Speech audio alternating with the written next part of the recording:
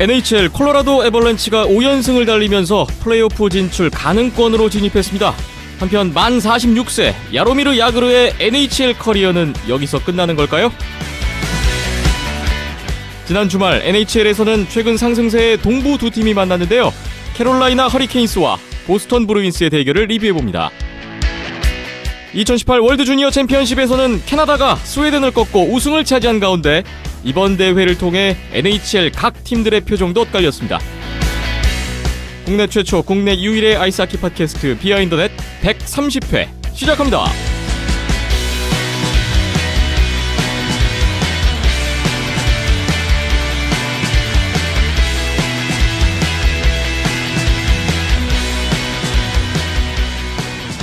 비하인드넷 130회입니다.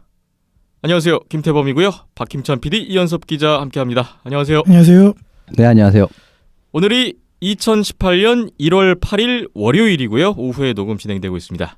지난주까지 화요일에 녹음을 진행하다가 다시 월요일로 바뀌었는데요. 당분간 또 이렇게 월요일 체제로 가는 건가요?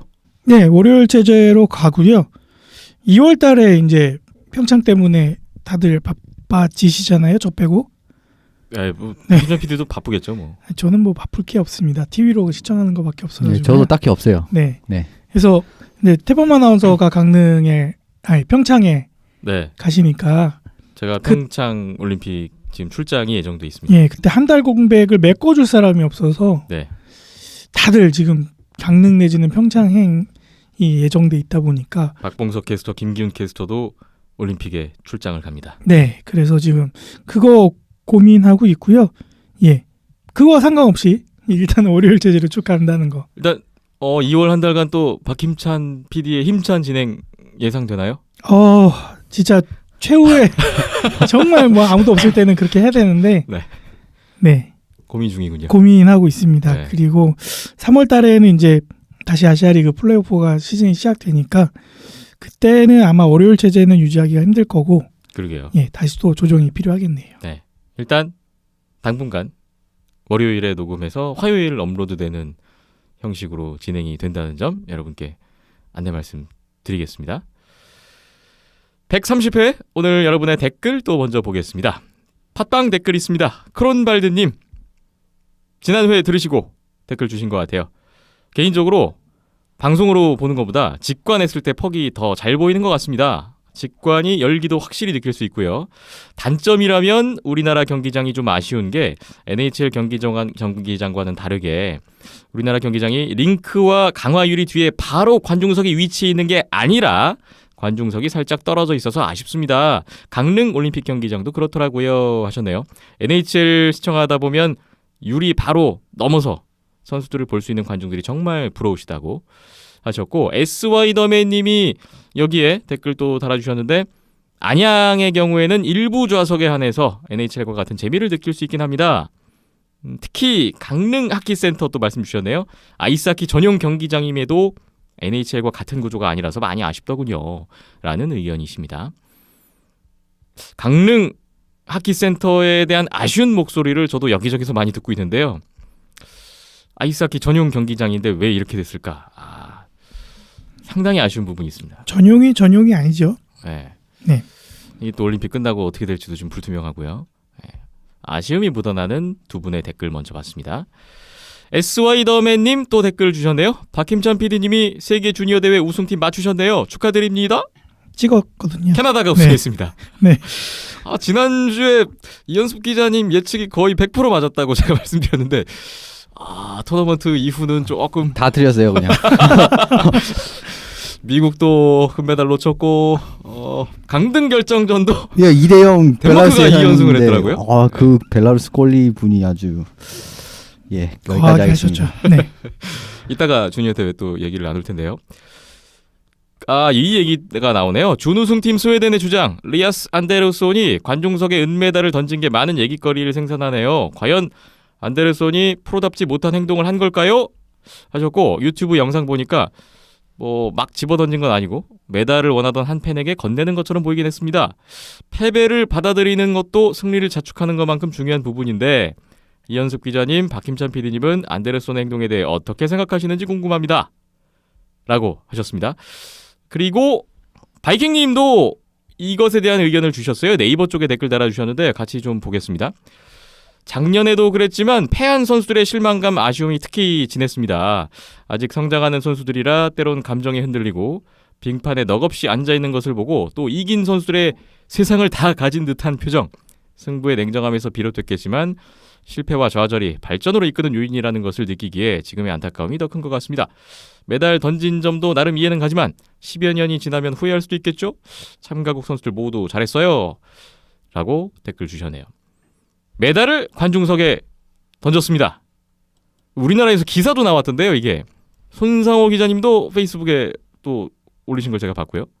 두 분은 어떻게 생각하시는지 일단 SY 더베님이 질문 형식으로 주셨네요. 아무래도 아직 어리니까 그런 부분에 대해서 뭐랄까 조금은 좀 미성숙한 부분이 드러나지 않았나 싶습니다. 보시면은 이제 그 장면을 TSN 쪽에서는 이제 레이 페라로 씨가 물론 뭐 친구들이 어린 것은 맞지만 그런 걸 모를 정도로 어리진 않잖아요 라고 이야기를 했거든요. 그런데 저는 그 의견에 100% 동감하는 게 있었거든요. 아무래도 뭐 패배를 한 부분 같은 것도 상당히 아쉽고 한 부분이 있지만은 그래도 그런 실망감을 좀 감추는 것도 필요하긴 한데 아직 또 너무 나이가 어리고 그리고 제가 알기로는 안데르손 선수가 언더 18 때도 금메달이 없었던 걸로 알고 있어요. 결승전에서 진 걸로 알고 있는데 그게 좀 더 그런 거랑 여러 가지 복합을 해서 나타난 건데 약간 미성숙한 것은 맞다고 봅니다.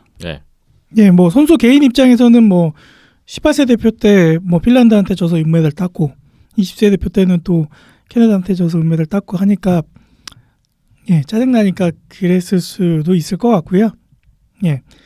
그 나이 때가 뭐 그런 거 알 나이긴 한데 또 그거를 컨트롤을 마음대로 할 수 있는 나이 때는 또 아니잖아요. 20대 초반이라는 게. 그래서 한편으로는 또 이해가 가고요. 그렇게 해서는 안 되는 행동이긴 하지만 개개인 입장에서는 그렇게 할 법도 하다라는 생각이 들었습니다. 조금 살짝 입장이 다른 시대요. 네. 너 공감되는 얘기들이 많이 나왔네요. 댓글에서도 그렇고 두 분 말씀에서도 그렇고 저도 개인적으로는 심정은 이해하나 행동은 분명 잘못했다. 해서는 안 될 행동을 했다라고 좀 생각이 들더라고요. 네이버 댓글 계속 이어서 보기 전에 SY 더맨님이 지난 129회에 또 5,000캐시를 후원해 주셨네요. 감사합니다.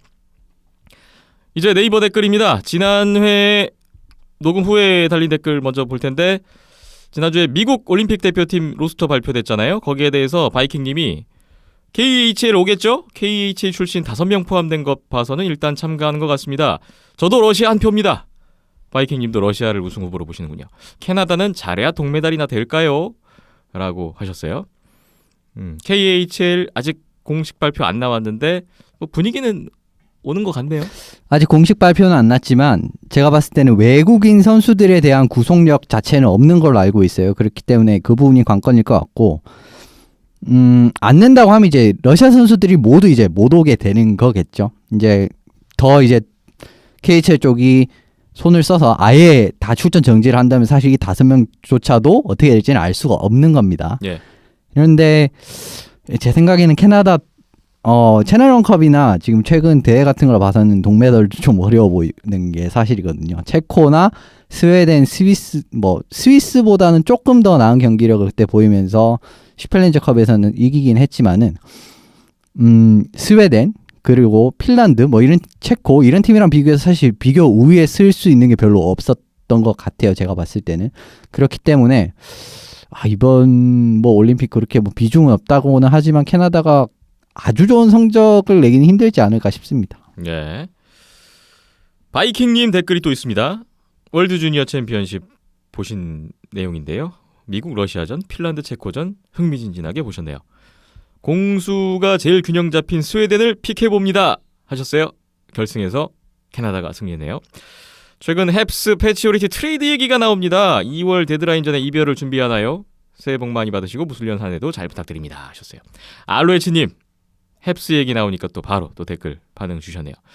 드루앙이 좋은 모습 보여주지 못하고 있고 라둘로프와 마르코프 플레이메이킹 도움을 받았던 패치오리티인지라 성적이 저조하네요. 트레이드 거부권 없고 4.5밀리언에 밥상 차려주면 30골은 넣어주는 선수다. 13경기 연속 무득점. 마음고생 말고 떠나는 것도 선수를 위해서는 좋을 듯 하네요. 하셨어요. 패츄리티 선수는 사실 진짜 최적의 플레이메이커라든지 이런 게 있으면 40골까지도 사실 기대는 해볼 수 있어요. 정말 최상의 시나리오가 나온다면은. 그래도 이제 뭐 기본적으로는 이제 30골 정도를 생각을 할 수가 있는데 지금 또 몬트리올이 왔다 갔다 해요. 또 오늘 경기 같은 거 보면은 그렇게 또 나쁘지 않은 걸 보면은 아직까지는 희망 있는 것 같기도 하고 없는 것 같기도 한데 예. 이번 한 달, 두 달 이게 정말 크게 좀 작용을 하겠죠. 정말 성적이 안 좋으면 제 생각에는 패츄리티 정도도 보낼 수는 있다고 생각을 합니다. 그렇군요. 기다려 보겠습니다. 다음 K 마린스님 댓글 있습니다. NHL 처음 보는 사람이 꼭 봐야 한다는 명경기나 개인적으로 추천하시는 재미있는 경기 있는지요? 하셨는데요. 알로이츠님이 2017년 1월 워싱턴 대 피츠버그 경기 결과 미리 보고 보지 말고 미리 보고 보지 마세요. 예, 워싱턴 피츠버그전 추천을 해주셨는데 뭐 더 추천해주실 경기 있을까요?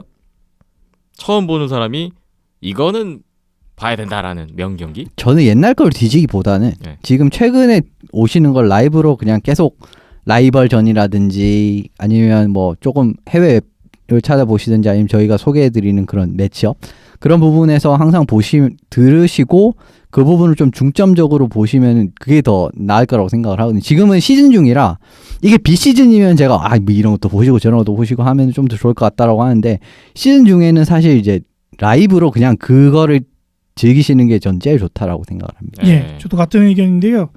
매주 저희가 연석 기자님이 소개를 해 주시잖아요. 경기 리뷰도 있고요. 예, 리뷰도 있고 그다음에 또 다음에 있을 빅매치들 뭐 재밌는 경기들을 미리미리 점 찍어 주시는데 그것만 챙겨 보셔도 충분히 이게 스포츠를 뭐 옛날 거 막 어마어마했었지 뭐 이러면서 챙겨 보는 거는 이미 뭐 그 리그나 그 팀이나 좀 빠져 있을 때 이제 과거를 회상하며 아니면 이 팀의 이 리그의 과거를 찾아보며 챙겨보는 그런 재미를 찾으실 법도 한데 그러기에는 너무 이게 무궁무진하고 너무 크다 보니까 그거보다는 스포츠가 또 라이브가 생명이기 때문에 라이브로 지켜보시는 게 가장 좋은 방법이지 않을까 싶습니다. 네. 과거에 있었던 경기 중에 뭐 찾는 게 있으시다면 검색하면 나오지 않을까도 싶은데요. 뭐 역대 스탠리컵 파이널 탑 10 뭐 이런 거. 뭐 많이들 그동안 나와 있지 않을까요? 그렇죠. 베스트 5 뭐 이러면서 쭉쭉쭉 나오니까. 그렇죠. 네. 그렇게 한번 또 보시면 좋을 것 같네요. 다음 알로에츠님 댓글 보겠습니다. 샥스와의 경기를 보고 왔습니다. 처참하게 패했는데 기분이 썩 나쁘지 않네요. 이렇게만 해준다면 충분히 로터리픽을 기대할 수 있을 것 같네요. 시간만 나면 요즘 로터리픽 시뮬레이션 사이트에 들어가서 누가 뽑나 돌려봅니다.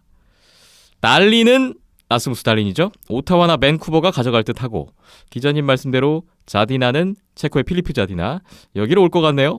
오타와에서 칼슨과 페어로 뛰며 스웨덴 커넥션 만들고 칼슨은 잔류 또는 밴쿠버는 스웨덴 선수와 궁합이 좋은 팀이고 세딘 형제로부터 스웨덴 상위픽 선수의 위상을 이어가는 이런 또 예상과 또 상상을 해주셨어요.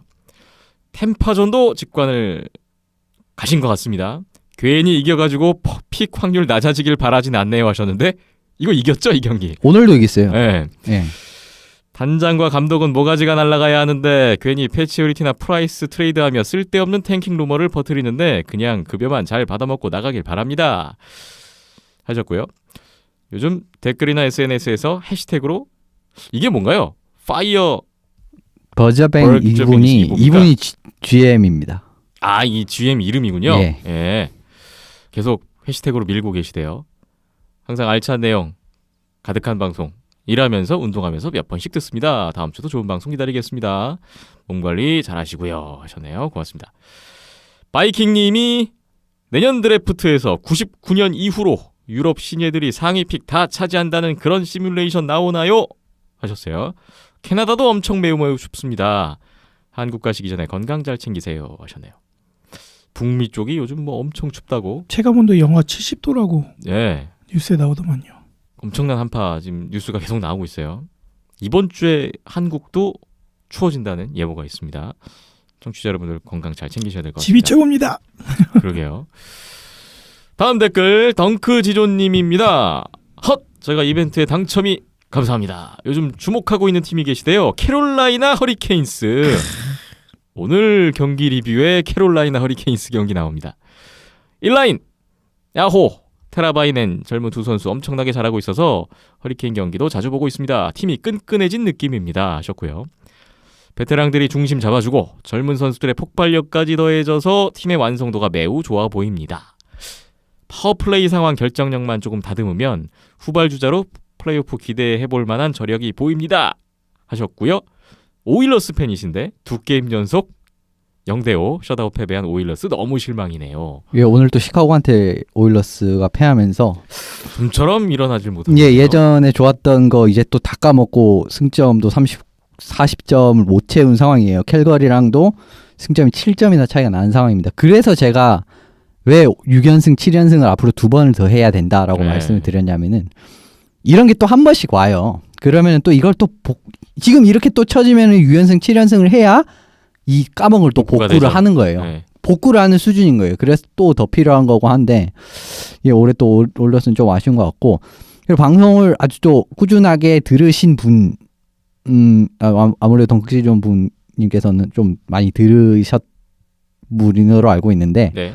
제가 2년 전부터 캐롤라이나 항상 다크호스로 꼽아왔었습니다. 예. 그런데 지금은 조금 이제 이 선수들이 한두 살씩 더 나이가 들고 그리고 저는 이 팀이 제일 잘 나가게 되는 이유는 엘리아스 린돌름 이런 선수들도 괜찮고 빅토르 라스크 선수도 나름 안 보인 데서 잘하지만 제일 크게 차이점이 돈 데가 탑라인 페어가 완전히 공고하게 패시랑 슬레이빈 이 두 선수가 딱 들어오면서 탑라인 수비에서 걱정이 없어진 게 제일 크다고 저는 생각을 하거든요. 네. 그 이후에 다른 피스들을 조금씩 이제 뭐 테레베이넨 같은 경우에도 작년 올해 데려왔나요? 뭐 데려오고 그 다음에 뭐 트레버 맨림스 같은 선수들도 뭐 유틸리티 플레이어 한두 명씩 데려오고 이러면서 더 이제 팀이 플러스 되고 있는 상황인데 예, 제 생각에는 아주 멀지 않은 것 같습니다. 지금 사실 스콧 달링 선수가 주전으로서 모습만 조금 더 확실하게 보여줬더라도 성적이 더 올라갔을 거예요. 그런데 지금 골리 부분이 조금 문제가 있기 때문에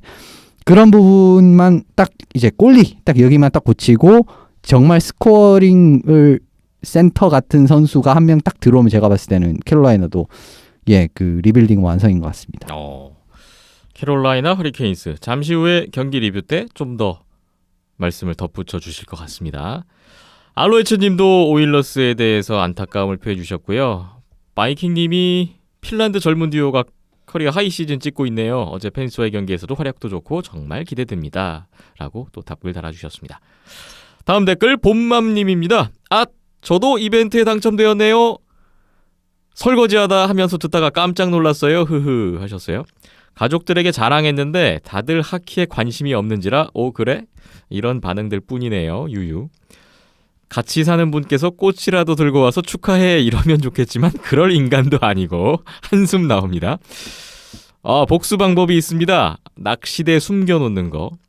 비싸서 망가뜨리지는 못하고 숨겨놓는 거 정도. 밥 안 해주는 거 이 정도. 네, 복수의 방법을 생각하셨군요. 어쨌든 너무 감사드립니다 하셨어요. 봄맘님하고 덩크지주님 지난주에 선물 드렸죠? 그 주소 이메일 주소 남겨드렸습니다. 네네. 그죠? 다 오늘 다 우체국 가서 보내드렸고요. 네. 예, 뜯어보시고 기뻐하셨으면 좋겠네요. 봄맘님 선물이 랜덤인데. 과연 무엇일지 기대가 되네요. 다음 댓글 봅니다. 알로에츠님 장문의 글을 자주 남기는 것 같아 죄송함을 갖고 최대한 간략하게 한 번만 쓰자고 다짐했지만 오늘 템파와 경기를 보고 온 결과 그럴 수 없었네요. 이겼는데 어떤 내용인가 볼까요? 버브롭스키와의 2번 골리 대결 직관도 인상적이었지만 현재 최고인 바실레프스키도 정말 엄청나더군요. 프라이스 44세이브, 바실레프스키 37세이브 이런 결과였나 봅니다. 연장에서 쿠체로프에게 준 찬스 때 골대 반대편 3층에서도 리바운드 된 걸 쿠체로프가 잡았을 때 시간이 멈춰섰지만 그걸 옆으로 구르며 프라이스가 기적적으로 막더군요. 직관 경기 중 최고였습니다. 청취자분들도 하이라이트 장면 찾아보시길 바랍니다. 라고 댓글 주셨고요. 바이킹님도 그 장면 본인도 좀 어리둥절한 것 같다고 최고 선방입니다. 어떻게 굴을 생각을 했는지 라고 하셨어요.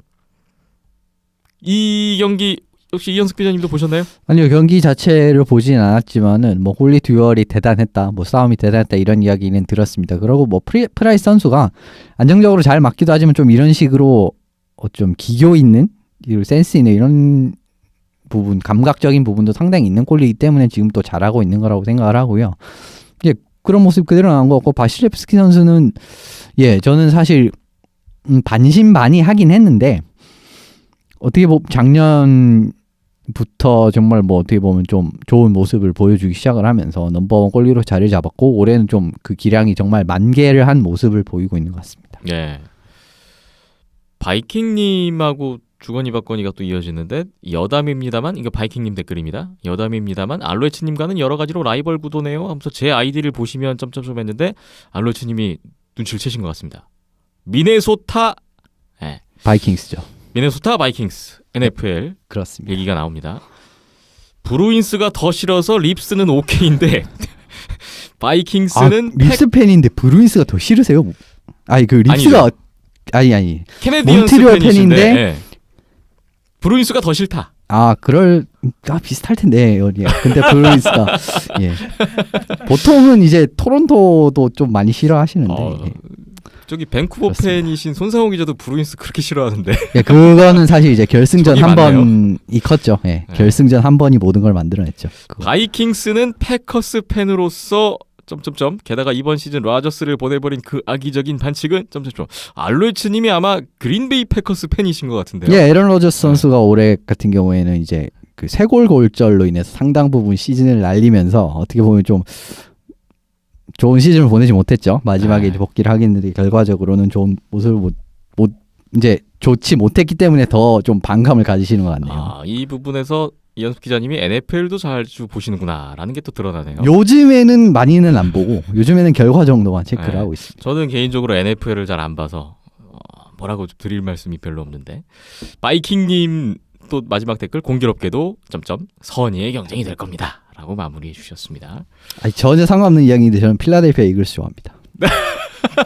전혀 상관없는 이야기예요. 제가 알기로 미네소타 바이킹스는 지금 플레이오프 올라가 있는 걸로 알고 있는데 필라델피아 올라가 있습니까? 예, 올해 정말 잘했기 때문에. 그렇군요. 그런데 올해 MVP급 활약을 보였던 선수가 부상으로 인해서 시즌 아웃이 된 바람에 앞으로는 어떻게 될지 모르겠네요. 뭐 NHL, NBA, NFL까지 저변을 넓히고 계세요. 근데 요즘 경기는 많이 못 봅니다. 네. 다음 댓글 이제 마지막 댓글이네요. 바이킹님 댓글인데 질문을 하나 주셨어요. 샥스와의 경기에서 립스, 마너슛에 네트 앞 캐드리가 스케이트로 의도적으로 방향을 바꿔 골을 넣었습니다. 물론 수비수가 뒤에서 스틱을 들어올리는 바람에 스케이트를 이용했는데요. 이게 제가 그동안 잘못 알았는지 골로 인정이 됐네요. 본의 아니게 손을 제외한 신체 일부를 맞고 들어가는 것은 인정이 됐지만 스케이트로는 패스만 되는 것 아닌가요? 하셨습니다. 의도성이 없다면 스케이트를 맞고 들어가도 골이 인정이 됩니다. 그리고 이제 스케이트에 맞고 들어가서 이제 인정이 안 될 경우는 차는 동작이 좀 직접적으로 보였다라고 판단이 될 시에는 보통 이제 이 부분은 선언이 되지 않아요. 그런데 이게 사실 굉장히 좀 주관적인 부분이 강한 판정이에요, 보시면은. 그래서 예전에 제가 알기로는 2010년인가 밴쿠버랑 LA 경기에서 스탑을 거는데 거기 맞고 방향이 바뀌었는데 이거는 노골이선이 됐었던 상황이 있거든요. 그게 중요한 게 퍽이 이제 진행 방향이라든지 이런 것까지 전부 다 고려가 됩니다. 그리고 뭐 의도성이라든지 이런 것까지 전반적으로 판단이 이제 전반적으로 비디오룸에서 판단을 한 이후에 결정을 내리는 거라서 제가 봤을 때는 캐드리 선수도 이거 조금은 키키 모션이라고 보면 볼 수도 있는 상황이었지만 그래도 뭐 고개의 위치라든지 퍽의 진행 방향이라든지 이런 전체적인 부분에서 이 정도는 그래도 의도성이 아주 크지는 않다라고 판단을 해서 골을 준 것으로 그렇게 저는 보였거든요. 그렇기 때문에 그게 보통은 이제 그렇죠. 예. 중요한 거는 차는 모습이 직접적으로 나왔을 때는 100% 노골이 선이 된다는 겁니다. 이 상황에서는 뭐 골로 인정이 될 수도 있다. 예, 좀 거의 정말 어떻게 보면은 그 선상에 딱 걸칠 만한 정도의 판정이었고 제가 봤을 때 요거는 좀 좋은 교사가 될 만한 골이었던 것 같아요. 예. 그렇군요. 여러분이 남겨주신 댓글 모두 살펴봤습니다. 감사의 마음을 또 전하면서 이번 130회 선물 드릴 분 안내를 해드릴 시간입니다.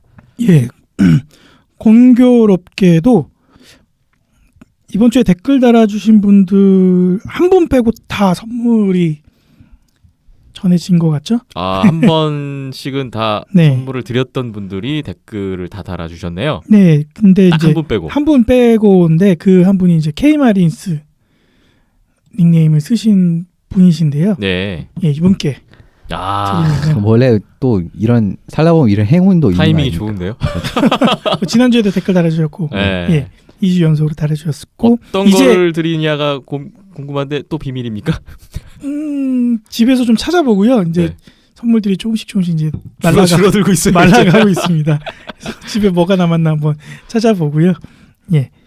막 하키를 접하시고 이제 좀 그 매력을 좀 탐구해 보시는 과정이신 것 같아요. 네, NHL도 네. 지금 처음 보는 사람이라면서 질문 주신 거 보면 네, 그래서 하키 관련된 용품을 보내드리는 게 나을지, 뭐 팀 관련 용품을 보내드리는 게 나을지, 예, 고민하고 랜덤으로 또 보내드리도록 하겠습니다. 네, K 마린스님 네, 연락을 따로 드리겠습니다. 네, 축하드리고요. 댓글 달아주신 모든 분들께 다시 한번 감사드립니다. 비하인드넷 잠시 후에 오늘의 본격적인 이야기로 들어가 보겠습니다.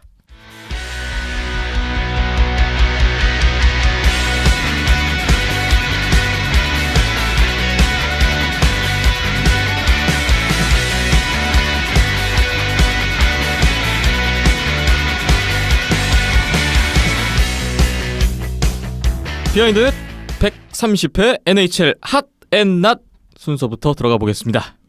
지난 한 주간에 있었던 NHL 동향을 정리해보는 순서. 오늘 핫 그리고 낫 주인공이 또 누가 될지. 앞서 오프닝에서 일단 제가 두 주인공에 대해서는 언급을 드렸는데 지금부터 자세히 보겠습니다. 핫!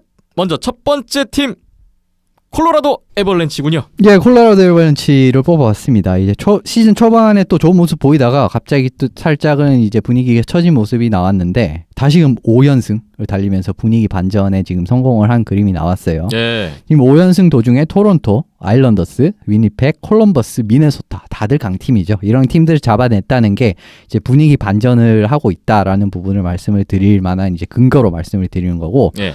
이번 연승으로 인해서 미네소타와 동시에 미네소타와 같이 지금 승점 47점을 맞추면서 이제 플레이오프권에서 살짝 이제 발을 들일 수 있는 데까지 올라갔습니다. 이제 예. 그런 데 의미가 큰 것 같고요. 네이선 맥키넌 선수는 5연승 기간 동안 무려 12포인트를 쓸어 담으면서 그야말로 지금 뭐 사실 맷 듀셰인 선수가 나간 이후로 뭐 사실 좀 활약이 좀 떨어지는 거 아닌가라고 생각했는데 그 뭐 전혀 그 공백이 생각나지 않을 정도로 맥키넌 선수는 좋은 활약을 보이고 있고 예. 그리고 5연승을 한 마지막 경기가 예전에서 콜로라도에서 상당히 오래 뛴 밀란 헤이둑 선수의 영구 결번승이 있던 날이었어요. 이 선수의 영구 결번 선물로도 정말 좋은 모습이었던 것 같습니다. 그랬군요.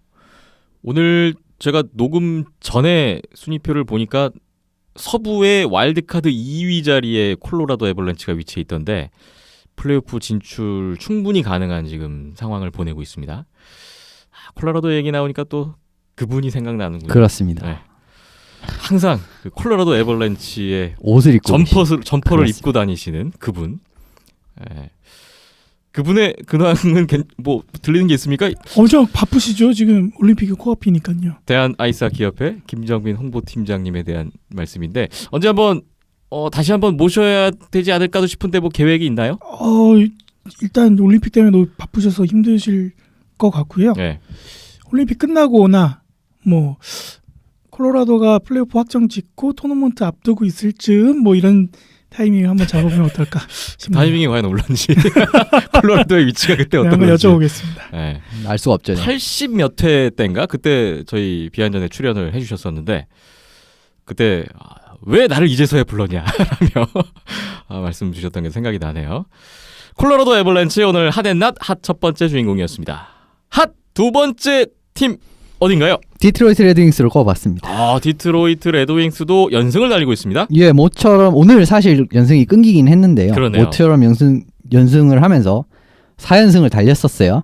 지난주 사실 플로리다와 굉장히 비슷한데 이 팀이 강팀을 잡아낸 건 아니에요. 그래도 좀 밀리는 경기를 꾸역꾸역 승리로 만들어내주는 딱 이런 능력 같은 경우에는 지금 디트로이트가 어떻게 보면 승점을 딸 수 있는 가장 좋은 그런 경기 운영이라고 저는 생각을 하는데, 예, 그런 운영을 잘 하기만 한다면 이렇게 연승을 달릴 수 있다라는 걸 보여주는 희망적인 한 주간이었던 것 같습니다. 예. 제일 큰 원동력은 4승 동안 모두 지미 하워드 골리가 나왔는데 이 선수가 세이브 성공률이 무려 96%가 넘더라고요. 와. 4경기 동안. 정말 대단한 활약을 해주면서 팀을 이끌어냈고, 오늘 같은 경우는 페테르 무라젝 선수가 나왔는데 이 선수는 오늘 슛을 19개밖에 막아내지 못하면서, 사실 상대가 템파베이긴 하지만 네. 그래도 좀 부진한 활약을 보였고요.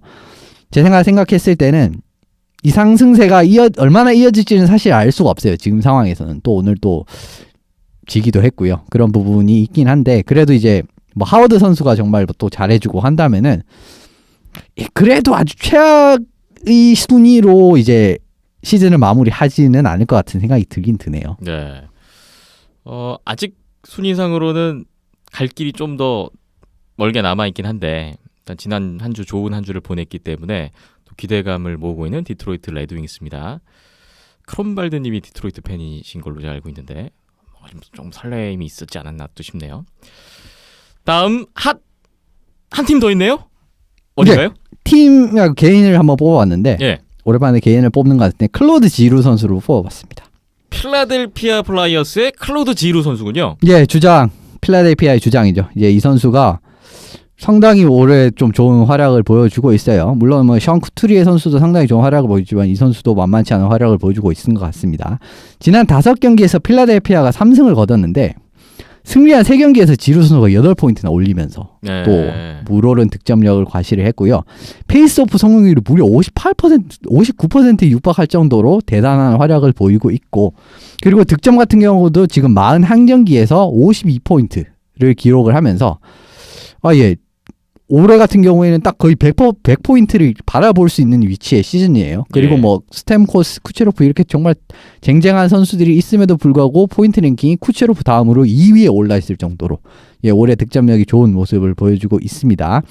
물론 지금 순위 싸움이 아주 좋지만 않아요. 그때 10연패 한번 한 이후로 그걸 정말 복구하는데 오래 걸렸기 때문에 좋지만은 않은데 아직까지 그래도 희망은 있는 상황이에요. 예. 그리고 이제 필라델피아 같은 경우는 1라인 지금 1, 2라인의 공격 밸런스도 좋고 1라인의 파워가 좋은데다가 파워플레이가 정말 1라인 첫 번째 파워플레이가 상당히 좋거든요. 작년부터 그 흐름이 그대로 이어지고 있는데, 이런 게 있다는 것 자체가 이제 포스트 시즌에 혹시나 가게 된다면 이 부분도 큰 장점이 되기 때문에 필라델피아와 지루 선수의 행보도 앞으로 좀 지켜보시면 좋을 것 같습니다. 네. 필라델피아 플라이어스 그리고 클로드 지루 선수까지 총 3팀 선수까지 주인공을 만나봤습니다. 이제 낫을 보겠습니다. 지난 한 주간 암울했던 주인공들은 누구였을까요? 낫 첫 번째 팀이네요. 뉴욕 아일랜더스를 꼽아왔네요. 예. 사실 순항을 거듭을 하면서 이 팀이 더그웨이트 감독 체제에서 상당히 좋다라고 말씀을 한번 드렸던 적도 있는 것 같고요. 그리고 존 타베레스 선수도 올해 좀 포인트를 상당히 많이 쌓고 있으면서 잘 나가고 있는데 갑자기 고꾸라지기 시작을 했어요. 그리고 지금 순위 싸움에서도 어느덧 상당히 불리한 위치에 들어오고 말았습니다. 예. 위니펙 콜로라도 원정 2연전을 시작으로 지금 5연패를 기록을 하고 있고, 근데 이 5연패 중에 디비전 라이벌인 필라델피아와 피츠버그까지 끼어 있다는 게 더 안 좋은 소식이었어요. 지금 사실 뉴욕 아일랜더스 같은 경우에는 NHL 득점이 전체 1위입니다. 이 정도로 사실상 공격력이 상당히 강한 팀인데 실점도 최하위예요. 그렇기 때문에 많이 넣고 많이 먹는 팀이라고 그냥 말씀을 드릴 수가 있을 것 같습니다. 예. 그런데 골을 못 넣고 있네요, 요즘에 이 팀이. 그러면 성적이 나오지 않을 수밖에 없는 거죠. 지금 같은 경우 이제 이 다음 경기는 뉴저지 뉴욕 레인저스를 맞이하게 됩니다. 또 디비전 라이벌들을 맞이하게 되죠. 예. 지금 디비전 라이벌들에게 지금 2번이나 진 상황에서 이 두 팀에게 승리를 거두지 못한다면은 승점 싸움이나 플레이오프 싸움에서 점점 불리한 포지션으로 본인들이 갈 수밖에 없는 거예요. 오늘 뉴저지에게 승리를 거뒀죠? 맞아요. 오늘 같은 경우에는 승리를 거뒀죠.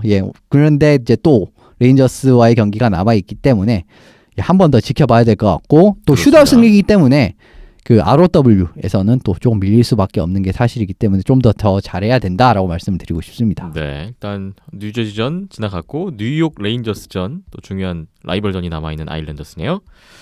NHL 핫앤낫 이제 마지막 주인공을 볼 차례입니다. 낫 두 번째입니다.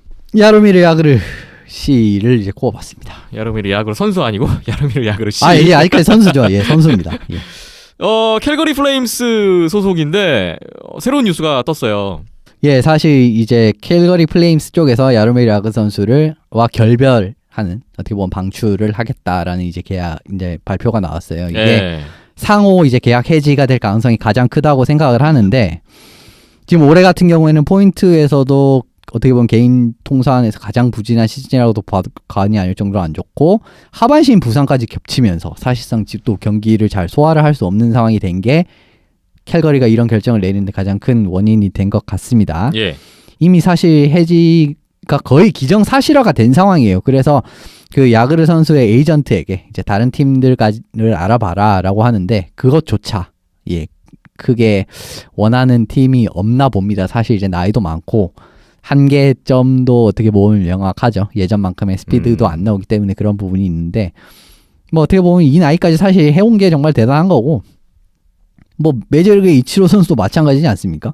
그 요즘 선수도 그렇죠. 정말 뭐 예전에 보면은 와 이런 선수가 어디 있나라고 싶을 정도 대단한 모습을 보였지만 나이는 정말 뭐 속일 수가 없는 예. 뭐 최근 한 2, 3년 정도의 모습을 보면 그렇게 알 수 있는데 야그르 선수도 이제 어쩔 수가 없는 것 같고요. 뭐 올림픽 출전에 관련해서도 이야기가 있는데 사실 이 부분은 예 출전하지 못 본다고 보시는 게 맞는 것 같습니다. 왜냐하면 이제 야그르 선수가 본인 자체가 그래도 NHL에서 계속 선수 생활을 하고 싶다 이런 의지가 가장 크기 때문에 올림픽에 굳이 출전할 것 같지는 않은 상황이 현실이고요. 예 그리고 좀 나이에 이제 이 부상 자체가 나이와 좀 연관이 있는 이런 상황이 될 가능성 또 사실 배제를 할 수가 없기 때문에 더더욱 네. 팀을 찾기가 힘든 것 같고요. 예, 이렇게 되면 야그르 선수가 선수 생활 처음으로 팀에서 이제 어떻게 보면 중간에 부름을 받지 못하는. 그렇죠. 네. 나쁘게 말하면 이제 잘린다라고 표현을 하죠. 네. 예, 그렇게 예, 안 좋은 결과를 맞게 될 것 같네요. 만 46세고요. 올 시즌은 22경기에 7포인트, 거기에 부진 플러스 부상까지 어려운 시기를 보내고 있는 야로미르 야그르 선수인데요. 앞으로 행보가 어떻게 될 거라고 예상하세요? 일단 제가 생각했을 때도 NHL 구단을 찾아보지 않을까 싶습니다. 그래도 정말 또 시즌 중후반에 가서 뭐 이런 베테랑 스코어링 같은 게 정말 필요한 구단이 있다면은 그래도 한 번 정도는 예, 뭐 데드라인 경쯤 해서 뭐 이제 영입을 할 수도 있는 거라고 생각을 하거든요. 그래서 네. 사실 지금 최근 제가 몇 년간 이 선수를 봤을 때는 예, 조금은 앞으로는 활약을 하기 힘들어지는 게 사실인 게 점점 이제 또 예전부터 계속 말씀을 드리는 거지만 리그 자체가 점점 스피드를 중시하는 이런 트렌드로 바뀌고 있기 때문에 사실 야그르 선수가 좀 더 힘을 못 쓰는 예, 그런 분위기가 만들어지고 있는 것 같습니다. 네.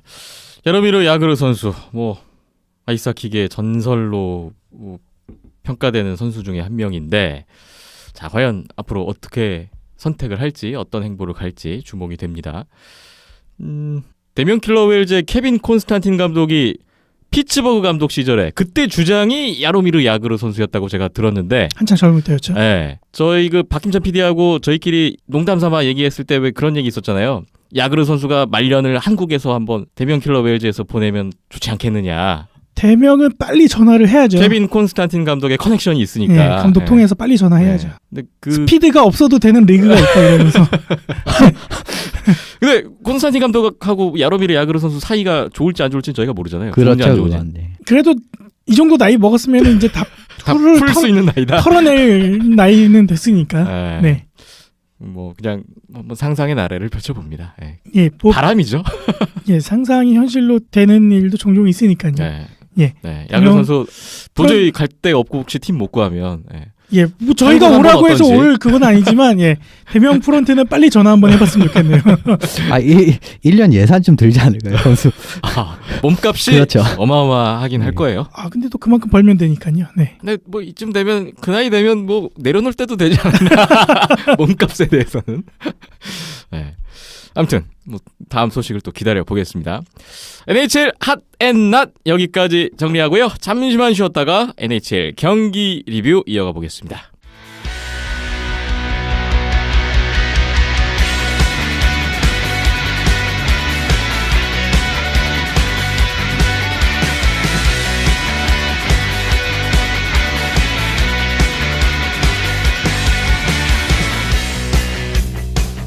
이번에는 NHL 경기 리뷰 시간입니다.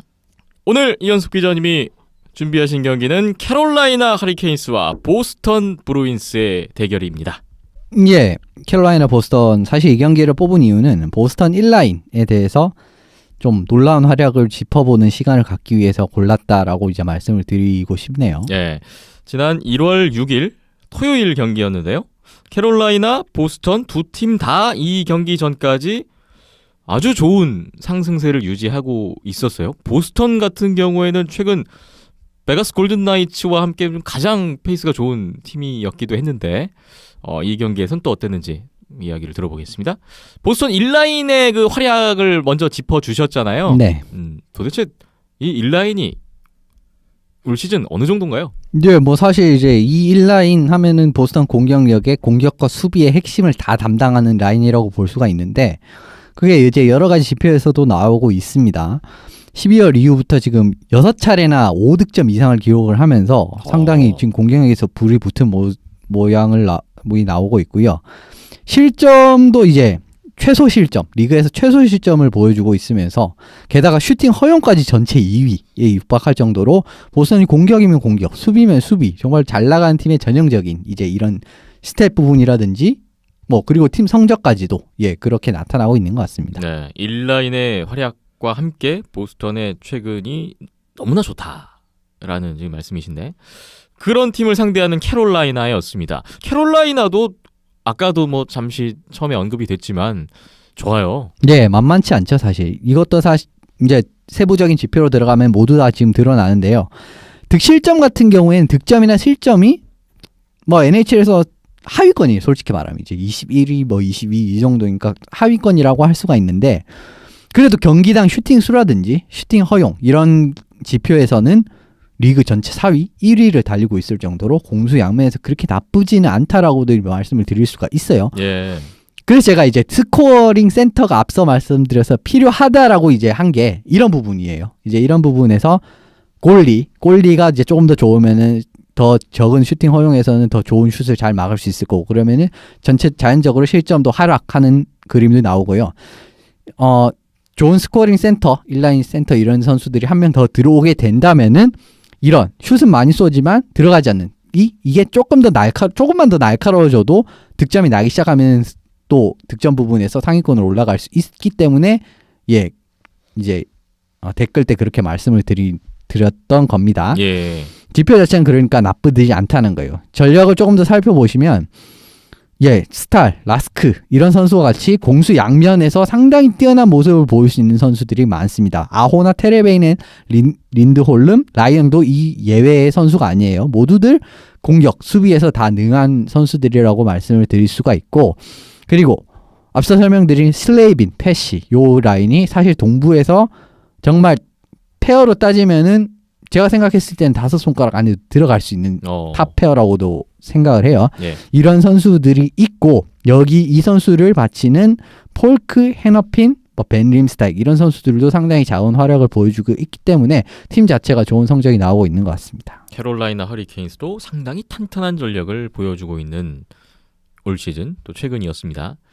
그런데 이 경기 결과를 보니까 스코어 7대1 보스턴의 완승으로 끝났네요. 네, 그야말로 완승이었고 이 피리어드 거의 초반부터 승부가 난 상황이었어요. 이었습니다.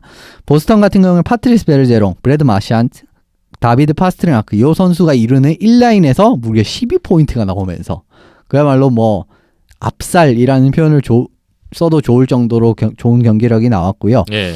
심지어 베르제롱 선수는 이 피리어드 초반에 해트트릭을 완성시킬 정도로 득점력 자체도 빼어났다라고 말씀을 드리고 싶고 이 선수의 모든 골에는 브래드 마샨드 선수가 관여가 되어 있었습니다. 그래서 역시 이 두 명의 콤비는 정말 대단하다라고 말씀을 드리고 싶네요.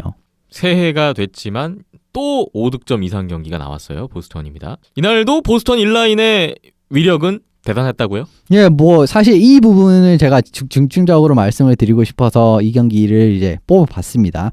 보스턴의 상승세가 모두 여기서부터 나온다라고 말씀을 드리고 싶어요.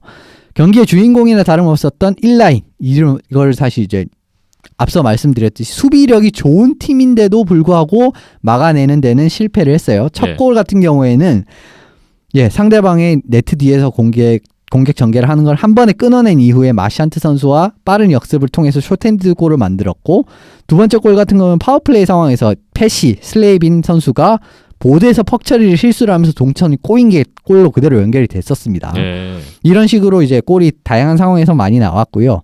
이래 1라인이 진짜 뛰어난 이유가 뭐냐면은 베르제롱 마샨트 선수가 수비력이 정말 좋아요. 그리고 이 수비력을 바탕으로 수비 지역이나 중립 지역에서 페이스오프를 따는 걸, 베르제롱 선수가 페이스오프 하면은 NHL 거의 항상 가장 높은 성공률의 이름을 올리는 선수거든요. 이것과 동시에 그리고 상대방의 턴오버를 유도한 다음에 바로 이제 역습으로 나오는 첫 번째 뭐 쇼프핸드 골 상황 같은 경우에도 그렇고, 이제 세 번째 골이었는 네 번째 골 같은 경우에는 패시 선수가 퍽 처리를 한번 잘못한 게 그대로 골 연결된 장면도 있었습니다.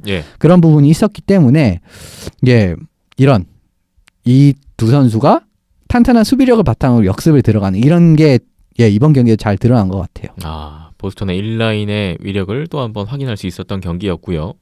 그 외에 이 경기를 통해서 보스턴의 또 어떤 점을 보셨나요? 보스턴 공격 자체가 상당히 좋다라는 인상을 많이 받았습니다. 흐름 자체도 좋았고요. 그리고 숏핸드 골, 파워플레이 골, 뭐 짧은 시간에 여러 골을 이제 넣으면서 분위기를 가져오는 이런 게 사실 왜 올해 이제 보스턴이 정말 좋은 시즌을 보내고 있는지를 좀 단적으로 알 수 있었던 장면인 것 같아요. 네.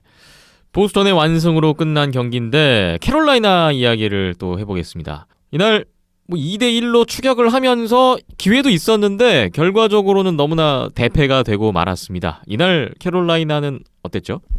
사실 2대1까지 따라갔을 때만 하더라도 그래도 아직은 희망이 있겠구나라고 생각을 했는데, 그 이후에 바로 2분 만에 파워플레이 골을 실점을 하면서 분위기를 그냥 아주 다시 잡아오는 데 실패를 했고요. 주전으로 출장한 캠 워드 선수가 사실 4개의 슈팅을 받는 동안 세이브 2개밖에 못했어요. 그리고 실점 장면들도 이게 예전에 그렇게 좋은 모습을 보여줬던 캠 워드 선수가 맞나? 라고 싶을 정도로 정말 실점 자체도 최악의 그림으로 나왔기 때문에 더더욱 분위기를 바꾸는데 일조하지 못했고, 스콧 달링 선수, 이 선수 캠 워드 선수의 뒤를 이제 달링 선수가 나왔는데 이 선수도 5개나 또 추가 실점을 해내면서 팀을 구해내지 못하면서 골리 부분이 또 문제점으로 터지는 이런 경기였고요. 또 하나는 이 상대 1라인을 잘 막아내야 되는 슬레이빈 패시 선수가 제 역할을 못해줬던 것도 상당히 큰 이유라고 할 수가 있습니다. 퍽 처리 같은 부분 또 이제 문제가 2번이나 발생을 하면서 실점으로 연결이 됐고, 그리고 동선이 꼬이는 이게 사실 정말 컸는데 파워플레이 상황에서 보드에서 동선이 꼬이면서 두 선수가 보드에 같이 들어가 버렸어요. 그래서 여기서 난 빈틈이 그대로 실점으로 연결되는 장면이 있었기 때문에 사실 대량 실점에 크게 관여를 했거든요. 사실 이렇게 좋은 셧다운 1라인이 있다는 자체는 상대방의 1라인이라든지 공격이 좋은 라인을 확실하게 막아내는 이런 임무가 큰데, 그런 역할을 못해줬기 때문에 사실 캐롤라이나는 이 경기를 잡을 수가 없었다라고 보는 게 맞는 것 같습니다. 최근 동부 상승세 중심에 있는 두 팀, 캐롤라이나 허리케인스와 보스턴 브루인스의 경기 오늘 리뷰해봤습니다. 이번 주에 어떤 경기들이 있는지 또 추천을 해드릴 시간인데요. 1월 9일 화요일부터 1월 14일 일요일까지 이 기간 동안에 있는 경기들 가운데서 이제 말씀을 주시겠습니다. 이번 주부터 이제 바이윅, 이제 NHL이 작년부터 도입된 일주일 정도 쉬는 이제 이런 기간이 있습니다. 들어간 팀들이 몇 팀이 있기 때문에 그 팀들을 빼면은 아주 그렇게 많은 매치가 있는 건 아니더라고요. 그런데 이제 매치 자체는 있기 때문에 설명을 해드리면, 목요일 같은 경우에는 오타와 토론토, 이 온타리오주 라이벌 매치가 있습니다. 토론토가 최근 좀 분위기가 많이 처졌는데 오타와가 상당히 올라왔어요. 제가 이제 최근 2경기를 모두 봤는데 좀 옛날 작년 플레이오프의 그 흐름을 타면 정말 막을 수 없는 그 오타와의 모습이 그대로 나오고 있으면서 조금씩은 이제 희망을 너무 늦었지만 조금씩은 좋은 모습을 보여주고 있는 것 같기 때문에 이 경기 자체도 좀 김새는 경기는 안 나올 것 같습니다. 네. 그리고 같은 날에 미네소타와 시카고, 지금 사실 센트럴의 위치, 이 두 팀의 위치를 생각하면은 예전엔 도저히 상상을 할 수 없는 위치에 이 두 팀이 있거든요. 예. 그렇기 때문에 항상 이 하위권을 탈출하고 싶을 거예요. 이 치열한 싸움이 예상이 될 것 같고, 캐롤라이나를 좀 또 중점적으로 이번 주는 보시면 좋을 것 같습니다. 네. 수요일 날 템파베이, 금요일 토요일 워싱턴 홈 백투백 2연전이 잡혀 있어요. 상당히 강력한 세 팀과의, 세 팀이 아니죠, 두 팀인데 세 경기가 잡혀 있죠. 예. 그런데 여기서 좋은 결과를 낸다? 여기서 승점 5점? 4점? 떼어낸다? 이러면 사실 보스턴에게 대패한, 이거는 사실 잊어도 될 정도로 만회를, 분위기 반전을 꾀할 수 있는 이제 3연전이 되기 때문에 좀 지켜보시면 좋을 것 같습니다. 예. 그리고 일요일에는 아일랜드스와 레인저스의 뉴욕 라이벌전 매치가 이제 준비가 되어 있고요. 오리지널 6 라이벌인 보스턴 몬트리올의 대결 또 역시 이날 이제 아까 알로이치님 보스턴 싫다고 예, 했죠. 댓글 하나 또 기대하겠습니다. 이 부분 경기도 예정이 되어 있고요. 그리고 애너하임과 LA 또 캘리포니아 라이벌리. 지금 사실 LA가 분위기가 상당히 많이 쳐져 버렸어요. 이제 내슈빌과의 경기에서는 상당히 좋은 경기를 했음에도 불구하고 패배라는 모습이 나왔고, 애너하임과 같으면 애너하임은 조금 반대죠. 이제 부상 선수들이 거의 모두 복귀를 하면서 완벽한 애너하임의 모습이 나오거든요. 그래서 이 경기도 좀 상당히 지켜보시면 좋을 것 같습니다. 네, 이번 주는 라이벌 매치가 꽤 많이 눈에 띄는 그런 한 주가 될 것 같네요. NHL 경기 리뷰까지 이렇게 마무리를 했습니다. 잠시만 쉬었다가 월드 주니어 챔피언십 이야기 풀어보겠습니다.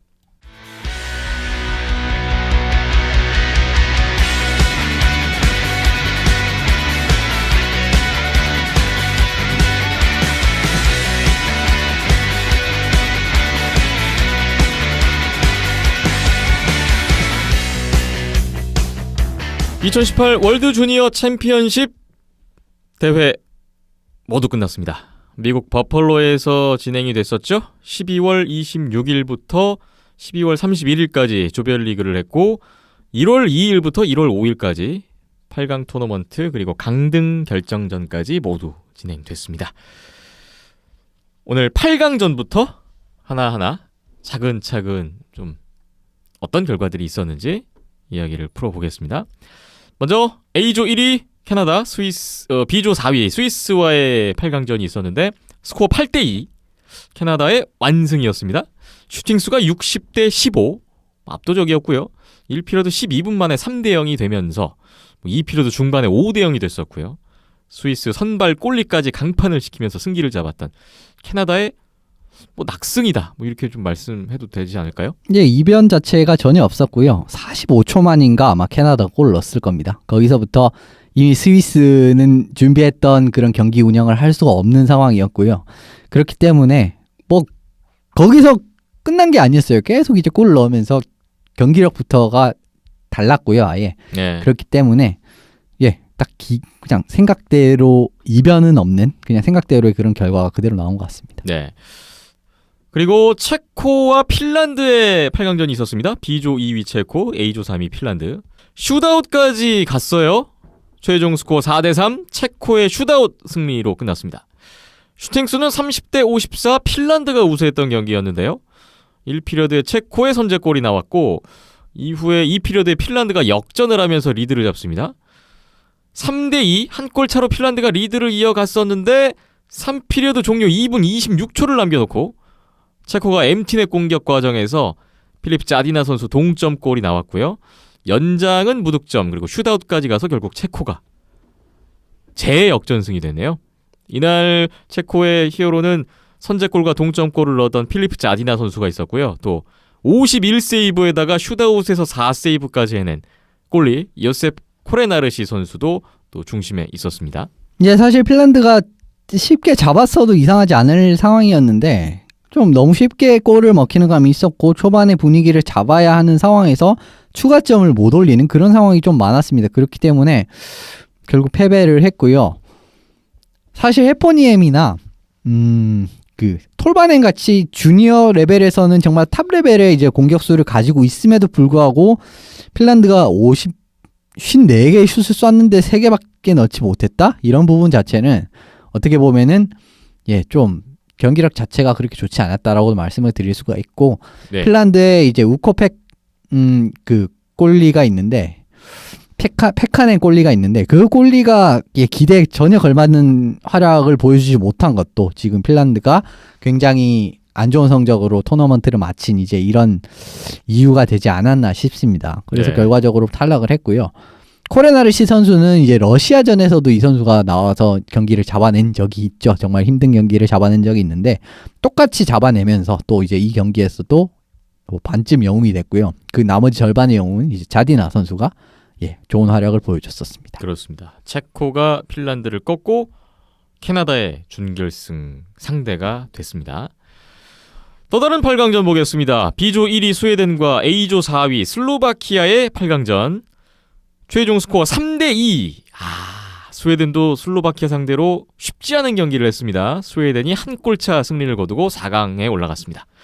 39대 22 슈팅수 스웨덴의 우세였고요.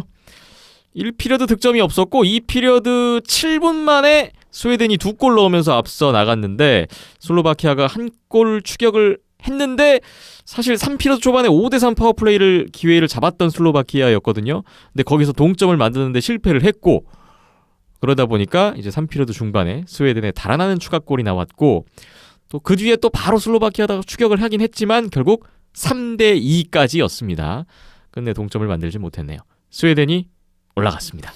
스웨덴 같은 경우에는 그냥 본연의 경기력을 그대로 보여줬어요. 사실 슬로바키아 자체가 수비력이 상당히 탄탄한 이번 대회에서 그런 모습이 자주 나왔기 때문에 아주 39개라는 마음슛을 쏘면서 3개밖에 넣지 못한 부분은 조금 오점을 나올 수 있지만 슬로바키아의 수비력을 감안한다면 또 괜찮다라고 생각을 해요.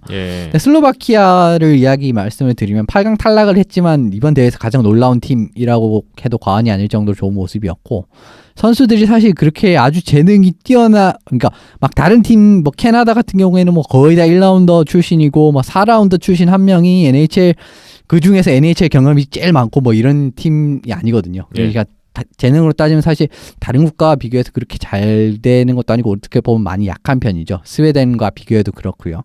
그런데 그런 팀이 정말 로만 두르니 골리 같은 경우는 제가 생각했을 때는 이번 대회의 최고의 골리라고 봐도 무방할 정도의 활약을 했고 그리고 수비 같은 경우에도 슈팅 레인이라든지 슛블럭 같은 걸 정말 기가 막히게 들어가는 그런 장면이 사실 이런 또 결과를 낳지 않았나 싶습니다. 물론 좀 아쉽게 기회가 왔음에도 온 기회를 3피리어드 초반 그 기회만 살렸어도 경기가 어떻게 될지 몰랐는데 결과적으로 그거를 못 살린 부분이 좀 아쉽긴 하지만 그래도 기회가 찾아왔을 때 아주 많이 놓치는 그런 모습은 전혀 아니었습니다. 그렇기 때문에 슬로바키아 자체의 경기력은 저는 8강 탈락을 하긴 했지만 좀 좋았다라고 말씀을 드릴 좋은 것 같아요. 조별리그에 이어서 8강전 스웨덴전에서도 강한 인상을 남겼던 슬로바키아였습니다. 스웨덴이 준결승에 올라갔고 스웨덴의 준결승 상대가 바로 이 경기에서 결정됐습니다. A조 2위 미국, B조 3위 러시아의 대결. 많은 분들이 주목을 했을 것 같은데요. 슈팅수 43대 29 미국이 우세한 경기였습니다. 한 골씩 주고받으면서 스코어 2대2 아주 팽팽하게 가고 있었는데 3피리어드 중반에 결승골이 나왔어요. 키퍼 벨로우 선수의 세 번째 골. 미국이 리드를 잡았고 마지막에 엠티넷 골까지 보탰습니다. 최종 스코어 4대2 미국이 승리했습니다. 키퍼 벨로우 선수 선제골의 결승골. 이날 또 돋보였네요. 미국이 또 수월하게 경기를 잡는 듯 했는데 러시아도 상당히 크게 저항을 했거든요. 이제 코스틴 선수나 이제 스베치니코프 선수 이런 라인을 위시해서 정말 잘 맞섰지만 그 3피리어드 동점을 무너뜨리는 골이 상당히 좋은 센스를 비롯을 한 기습적인 플레이에서 나왔는데 이게 실점으로 그게 연결이 된 게 결과적으로 러시아가 경기를 더 길게 끌고 나갈 수 없는 게 됐고요. 그래도 러시아 자체를 이번 토너먼트를 좀 돌이켜 보면은 예전 같은 맛은 없었지만은 좀 팀워크 같은 부분 이런 부분이라든지 수비에 이제 예고르 자이트세프 같은 선수는 상당히 좋은 선수고 혹시나 이 선수가 KHL 계약 끝나면 NHL 자유계약으로도 그냥 혹시 좀 키워볼 정도의 재능은 있는 것 같아요. 그래도 이제 전반적인 전력의 차이를 극복을 하지 못했다라고 말씀을 드리는 게 맞는 것 같습니다. 예. 이렇게 해서 준결승에 올라간 네 팀이 모두 가려졌고요. 1월 4일 목요일에 준결승이 펼쳐졌습니다. 첫 번째 준결승 스웨덴과 미국의 경기입니다. 슈팅 수는 20대 31 미국이 우세했는데요. 결과는 달랐네요. 스웨덴이 2피리어드에 선제골 넣었고 3피리어드에서도 3골을 추가하면서 4대 0으로 스웨덴이 크게 앞서갑니다.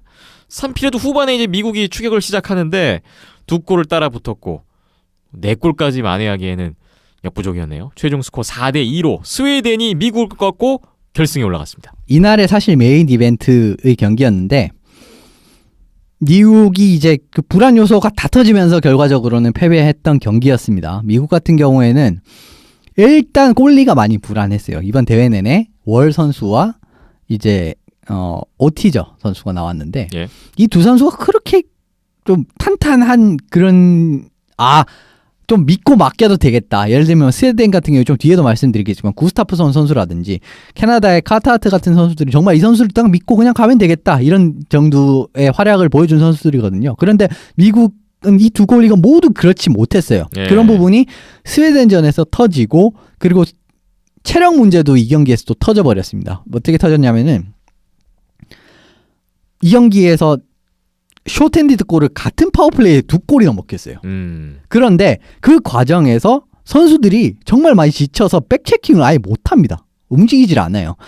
미국 같은 경우에는 이번 대회에서 11명 이제 로건 브라운 선수가 그 부상을 당하면서 11명의 포워드로 상당히 경기를 많이 뛰었고요. 그리고 미국 같은 경우에는 좀 1, 2의 라인의 비중이 상당히 높았었던 팀이었습니다. 예. 그런데 이게 이제 이 체력적인 문제가 4강전에 터져버리면서 숏핸디드 골이 2개나 나오는 이런 참사를 빚게 됐고 결국 그것 때문에 지게 됐거든요. 거기서 분위기가 한 번에 그냥 망가져 버렸습니다. 뭐 어떻게 보면 미국 입장에서는 상당히 아쉽다고 할 수가 있고 스웨덴 입장에서는 5대5에서는 완전히 미국에 밀렸어요. 이 경기 같은 경우에 보시면. 그런데 파워플레이 같은 경우에는 퍽이 잘 돌고 뭐 스페셜팀 같은 경우에서는 또 좋은 활약을 보였기 때문에 이런 결과가 나왔고요. 골리 구스타프손 선수 같은 경우에도 미국이 정말 뭐 날렵지 않습니까? 미틀스테트 선수라든지 키퍼벨로 선수들이 이런 선수들이 카축 선수들이 막 슛 쏘는데도 불구하고 잘 막아내면서 장점을 잘 살렸고 미국 같은 경우에는 불안 요소들이 모두 4강전에서 터져버리면서 결국 3, 4위전으로 떨어지고 말았습니다. 지난해 우승팀이고 이번에 홈에서 열렸던 대회였기 때문에 또 기대를 모았었는데 이현숙 기자님의 우승 후보가 이렇게 결승 진출에 실패를 하게 됐습니다. 다음 두 번째 준결승 캐나다와 체코의 경기였습니다. 캐나다가 거의 슈팅수 39대 20 2배 정도 앞선 경기, 스코어도 많이 앞섰네요. 1피리어드 초반에 선제골은 체코가 넣었었는데요. 캐나다가 3연속 파워플레이 골로 가볍게 역전을 하고요. 또 2피리어드에서만 4골을 몰아치면서 6대 1까지 달아났고 승기를 잡았습니다. 결국 캐나다가 필리프 자디나 혼자 2골에 그친 체코에게 7대 2로 승리를 거두고 결승에 올라갔습니다. 코레나르시 골리, 그러니까 요세프 코레나르시 골리가 사실 이번 대회 핀란드전에서 승리를 거두고 러시아전에서도 승리를 거두면서 눈에 띄는 활약을 하긴 했지만 전반적인 퍼포먼스 자체는 그렇게 좋다라고 보기에는 힘든 정도의 성적을 남기고 있었어요. 그런데 이 캐나다전에서 이 팀도 마찬가지로 코레나르시 선수가 본연의 모습에서 더 부진한 모습을 보이면서 대량 실점을 했고요. 그런 부분이 결과적으로 골리를 빼는 또 이런 상황도 나왔던 걸로 기억을 하는데 좋지 않았다라고 말씀을 드리는 겁니다. 그런 부분도 있었고 파워플레이 이런 데서 뭐 페널티 같은 경우를 캐나다 같은 경우에는 정말 파워플레이 이런 부분에서 위협적인 팀이기 이번 대회 때문에 파워플레이 성공률이 어마어마했어요. 그렇기 때문에 아예 주면 안 돼요. 찬스를 주면 안 됩니다. 그럼에도 불구하고 사실 선수들의 수준 차이라든지 이런 부분을 생각하면 안 줄 수는 없는 거거든요. 그런 데서 나오는 스페셜팀. 근데 체코가 제가 알기로 이번 대회 최악의 PK팀으로 알고 있어요. 거의 최악 수준의 PK팀이었는데 이게 그대로 맞물려 버리면서 파워플레이 골이 계속 나오고 그 뒤로도 골이 나오면서 경기가 아주 틀려버렸던 게 체코 입장에서는 이번 경기를 잡을 수 없었던 원인인 것 같습니다. 그 중에서 그래도 자디나 선수가 2골을 넣은 게 그나마 위안이라면 위안인 것 같네요. 8강전, 4강전 조별리그 순위대로 그대로 간 것 같아요. 상위 순위 팀들이 다 이겼죠. 8강전 때도 그랬고 4강전 때도 그랬고 그렇게 해서 3, 4위전과 결승전 매치업이 결정됐습니다. 3, 4위전 먼저 볼까요? B조 2위, A조 2위끼리의 대결 체코와 미국이 만났습니다. 슈팅 수는 비슷했는데요. 스코어 차이는 또 많이 났어요. 체코가 파워플레이 기회를 잡았는데 여기서 미국이 연속 숏핸디드 골을 터뜨리면서 리드를 잡았고요. 결국 미국이 2피리어드에서만 무려 6골을 넣었고요. 승부가 일찌감치 갈렸네요. 최종 스코어 9대3 미국의 대승으로 끝났고 미국이 동메달, 체코가 4위가 됐습니다. 제가 이 경기를 보고 생각을 한 건 미국이 어제 좀 이렇게 하지 이 생각을 진짜 많이 했었습니다. 그게 어제 이렇게 했으면 사실 이겼던 거거든요. 이제 스웨덴을 잡을 수 있었던 거였는데 어떻게 보면 이 경기가 미국이 스웨덴에게 패한 거의 거꾸로였어요. 이제 네. 이 경기 같은 경우는 미국이 연속 숏핸드골로 리드를 잡으면서 완전히 체코를 틀어버리는 리듬을 틀어버리는 장면이 있었는데 이게 그 전날 나온 거랑 똑같은 겁니다. 그래도 이제 미국이 이 경기에서 좀 폭발력 같은 그런 부분을 보여주면서 활약을 했고 그나마 좀 위안점이라고 한다면 메달을 딴 것도 그렇지만 그 전날에 어떻게 보면 뼈아픈 패배를 잘 수습을 하는 이런 능력, 그 전날에 좀 아팠던 이런 패배 같은 걸 잘 수습을 하는 능력, 그런 부분도 좀 보여줬기 때문에 미국이 그래 동메달을 딸 수 있었던 것 같고, 또 하나 생각이 난 게 있는데 4강전에서도 오티적 골리를 썼었어야 된다고 저는 생각을 합니다. 이제 오티적 골리가 결과적으로는 이제 3피리어드에 좀 실점을 하긴 했지만은 그래도 1, 2피리어드 같은 경우에서 모습은 상당히 나쁘지 않았거든요. 근데 이제 스웨덴전에 나온 볼골리 같은 경우에는 사실 좀 안타깝죠. 물론 뭐 실점 장면 자체가 본인이 100% 잘못해서 먹힌 건 그렇게 많이는 없었습니다만은 그래도 좀 오티적 골리가 나왔으면 어땠을까라는 생각을 이 경기를 보면서 해봤고, 체코 같은 경우에는 미국과 어떻게 보면 똑같아요. 체력적인 문제가 또 여기서 나오면서 그리고 경기가 굉장히 단시간에 틀어져 버렸거든요. 그렇기 때문에 체력적인 것 플러스 이런 경기 흐름이 나오게 되면은 사실 뭐 주니어 레벨에서는 좀 복구하기가 쉽지가 않죠. 3, 4위전까지 마무리를 했습니다. 이제 마지막 남은 한 경기였습니다. 결승전 1월 5일 금요일에 있었습니다. B조 1위 스웨덴, A조 1위 캐나다의 1위끼리의 대결. 접전이었어요. 슈팅 수는 36대 28, 스웨덴이 조금 앞섰고요. 1피리어드 0대 0이었습니다. 2피리어드부터 골이 났는데 캐나다의 선제골 나왔고요. 그런데 스웨덴이 바로 숏핸디드 골로 1대1 동점을 만들었어요. 1대1 스코어 균형이 쭉 이어지고 있었는데 3피리어드 종료 1분 40초를 남겨놓고 균형이 깨졌습니다. 캐나다의 추가골 2대1 캐나다가 앞서 나갔고요. 이후 남은 시간에 엠티넷 골로 승부가 끝났네요. 캐나다가 최종 스코어 3대1로 승리했고요. 지난해 준우승을 딛고 이번 대회 우승을 차지했습니다.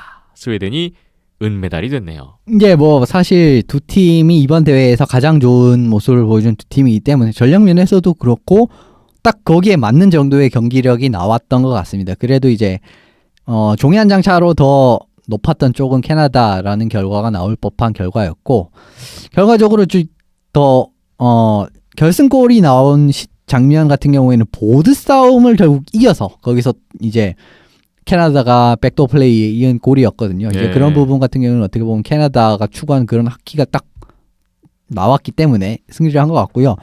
버펄로였음에도 불구하고 캐나다 팬들이 상당히 많이 찾아왔었던 경기였어요. 정말 사실 이번 대회를 거의 모든 경기를 지켜보면서 관중이 생각보다 왜 이렇게 적지? 이런 생각을 정말 많이 했었습니다. 그럼에도 불구하고 이제 결승전 같은 경우에는 뭐 저는 캐나다에서 하는 줄 알았어요. 그 정도로 캐나다를 응원 압도적인 거의 홈 비슷한 이런 응원이 있었고요. 정말 뭐 승부 자체는 재미있는 승부였던 것 같습니다. 그리고 골리 같은 경우에도 카트하트 골리와 구스타프선 골리가 정말 또 대단한 좋은 대결이었습니다. 좋은 대결을 보여주더라고요. 이런 부분도 있었기 때문에 재미있는 싸움이었고, 스웨덴 같은 경우에 좀 아쉬운 점은 뭐였냐면 리아스 안데르손이나 엘리아스 페테르손 같은 이 팀 같은 경우에도 또 좋은 공격, 어떻게 보면은 이 두 선수가 날카로움 쪽에서는 캐나다보다 위였던 것 같아요. 그러니까 전반적인 선수들의 공격진의 깊이를 다 따지면 캐나다가 당연히 위인데, 하지만 순간순간 날카로움이라든지 더 득점력이 뛰어난 이런 부분 같은 경우에는 사실 이제 안데르선 선수나 엘리아스 페테르손 선수 같은 경우가 조금 더 뛰어났던 것 같은데 이 예. 선수들이 이 가장 중요한 결승전에서는 좀 두각을 드러내지 못했던 부분도 예, 스웨덴이 좀 눈물을 삼킬 수밖에 없었던 그런 이유였던 것 같네요. 뭔가 해결을 해줬어야 할 두 선수가 결승전에서는 날카롭지 못했던 부분이 또 스웨덴으로서는 아쉬웠을 것 같습니다. 금메달, 은메달, 동메달 4위까지 모두 가려졌고 또 하나의 또 주목되는 매치가 있었습니다. 강등 결정전이 있었는데요. A조 5위인 덴마크, B조 5위인 벨라루스 간의 3전 2선승제로 치러진 강등 결정전. 이현숙 기자님의 예상이 완전히 빗나간 아니 덴마크가 그 조별리그 때 그 덴마크가 어떻게 이런 결과를 냈는지 한번 보겠습니다. 1차전, 2차전 모두 다 접전이었는데 1차전 슈팅수 28대 29 덴마크가 한 개 앞섰어요. 1피리어드에 덴마크가 2골. 근데 2피리어드 이후에 벨라루스가 경기를 뒤집습니다. 쇼트핸디드 골 2골에다가 파워플레이 골 2골. 이렇게 되면서 벨라루스가 4대 2로 역전을 했는데 야 덴마크가 이제 이현숙 기자님의 표현에 의하면 마법을 부립니다. 3피리어드 중반에 4대 3 한 골 차로 추격을 했고요. 덴마크가 MT넷 공격을 펼쳤는데 3피리어드 34초를 남겨놓고 4대 4 동점골을 성공시킵니다. 그런데 이게 끝이 아니에요. 15초를 남겨놓고 재역전골까지 터뜨립니다. 최종 스코어 5대 4. 마지막 34초에서 승부가 뒤집히면서 1차전을 덴마크가 가져갔어요. 이게 진짜 저는 가장 컸다고 보는데요. 이번 결과가 나온 사실 두 팀이 두 번째 결과는 뒤에도 말씀을 드리겠지만 그렇게 경기력 차이가 크지 않았습니다. 근데 이 경기가 진짜 컸어요. 제가 생각했을 때는 이 선수들이 받았던 데미지가 컸던 것 같습니다. 스코어를 계속 확인을 했는데 처음에 2대 0이 됐을 때 덴마크가 왜 이러지? 이 생각을 하다가 4대 2로 됐을 때 그래도 뭐 벨라루스가 이기겠구나. 그렇지. 네. 그러면 그렇지 이 생각을 했었어요. 그런데 잠깐 화장실 갔다 오니까 스코어가 이렇게 돼 있더라고요. 그 정도로 정말 대단한 승부였고 그 뒤에 이제 좀 종합을 해가지고 제가 결과적으로 말씀을 드리겠습니다. 네. 참 여러 가지 의미로 대단했던 1차전이 끝났고 2차전이 이어서 벌어졌습니다. 이날도 접전이었어요. 슈팅수 28대 30 벨라루스 근소한 우세였고요. 이날도 1피리어드에 덴마크가 2골 먼저 넣고 앞서 나갑니다. 근데 또 벨라루스가 따라가죠. 3피리어드에 벨라루스가 5대 3 파워플레이를 잡았는데 여기에서 연속골을 만듭니다. 파워플레이 골 2골. 2대 2 동점이 됐고 연장 득점 없었고 슛아웃까지 가서야 덴마크가 승리를 거뒀네요. 덴마크의 요나스 랜드베르그 선수 프리뷰 때 주목할 선수로 꼽아주셨었잖아요. 1차전에 1골 2도움, 2차전에서도 1골 1도움의 슛아웃 마지막 골까지. 왜 여기서 잘하는지 모르겠네요. 네, 랜드베르그 선수가 강등 결정전에서 빛이 났네요. 덴마크가 2연승 월드 챔피언십 잔류가 됐고 벨라루스가 2연패로 디비전 1 그룹 A로 강등 당하게 됐습니다. 카자흐스탄이 내년에 이제 월드 챔피언십 승격 합류가 예정돼 있죠. 덴마크가 2승으로 그냥 끝내버렸네요. 예, 덴마크 같은 경우에는 초반에 리드를 잡았던 게 결과적으로는 유리하게 경기를 끌고 갈 수 있었던 이제 원인이 된 것 같습니다. 물론 뭐 2점차 리드를 잡은 게 두 번 다 깨지긴 했지만 그래도 이제 리드를 잡고 시작해서 분위기를 잡고 시작한다는 게 주도권을 잡을 수 있는 부분에서는 조금 더 우위에 쓸 수가 있는 부분이거든요. 근데 이런 부분이 좀 나왔던 것 같고요. 이제 랜드베르그 같은 선수가 있다는 게 결과적으로 좀 많이 도움이 됐다라고도 할 수가 있을 것 같고 예. 사실 벨라루스 말씀을 더 이 부분은 드리고 싶은 게 뭐냐면은 벨라루스 같은 경우는 결국 그리시엔코 골리가 정말 뭐 활약을 아예 못하면서 이 가장 중요한 두 경기에서 이 선수가 사실 골 다 먹었습니다. 7개의 골을 다 먹었고 처음부터 이제 다른 골리로 나왔었다면 또 어떤 결과가 나왔을지 좀 몰랐었을 것 같아요. 그런데 예, 중요한 경기에서 이제 그리고 골 장면 같은 걸 봐도 이건 먹혀서는 안 되는 겁니다. 막 34초, 15초 남기고 이렇게 먹힌 게 와 정말 말도 안 되는 일이 벌어졌어요. 예, 이런 골리를 두고 어떻게 이 팀이 여기까지 왔는지 의심스러울 정도로 그리시엔코 골리의 상태가 정말 두 경기 모두 좋지가 않았고요. 그렇기 때문에 어떻게 보면 벨라루스는 더 좋은 이제 조별 예선을 치렀음에도 불구하고 이렇게 좀 강등이 되는 이제 좀 어떻게 보면 안타까운 그런 상황이 나오게 됐는데 그래도 뭐 벨라루스 같은 경우는 뭐 샤랑고비치 선수 이런 선수 같은 경우에는 상당히 좀 눈에 띄는 선수라고 할 수가 있고 그래도 저력이나 끈기 같은 자체는 또 이번 강릉 결승전 경기 자체도 쉽지가 않았어요. 2대0, 2대0으로 지고 있던 경기를 동점 만들고 뭐 역전을 하는 때로는 역전을 하는 이런 경기도 있었기 때문에 근성 같은 경우에는 잘 보여줬지만 예, 한 발이 좀 더 뻗는데 실패를 했네요. 그러네요. 자, 2018 월드 주니어 챔피언십 모든 경기가 끝났고 모든 경기 리뷰를 해봤습니다. 월드 챔피언십 이야기 나누고 있는데요. 잠시만 쉬었다가 나머지 이야기들 또 함께 해보죠.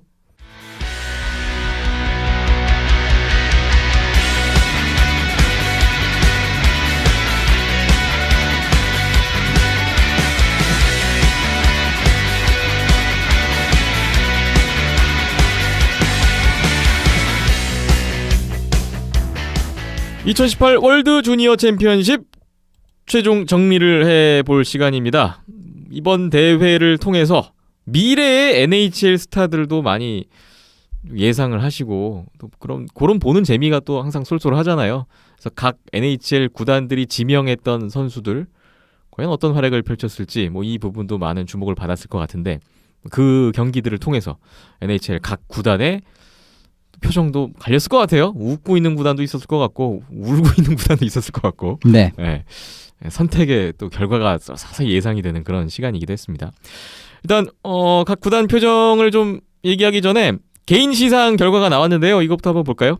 최우수 골리 스웨덴의 필립 구스타프손 선수가 선정됐네요.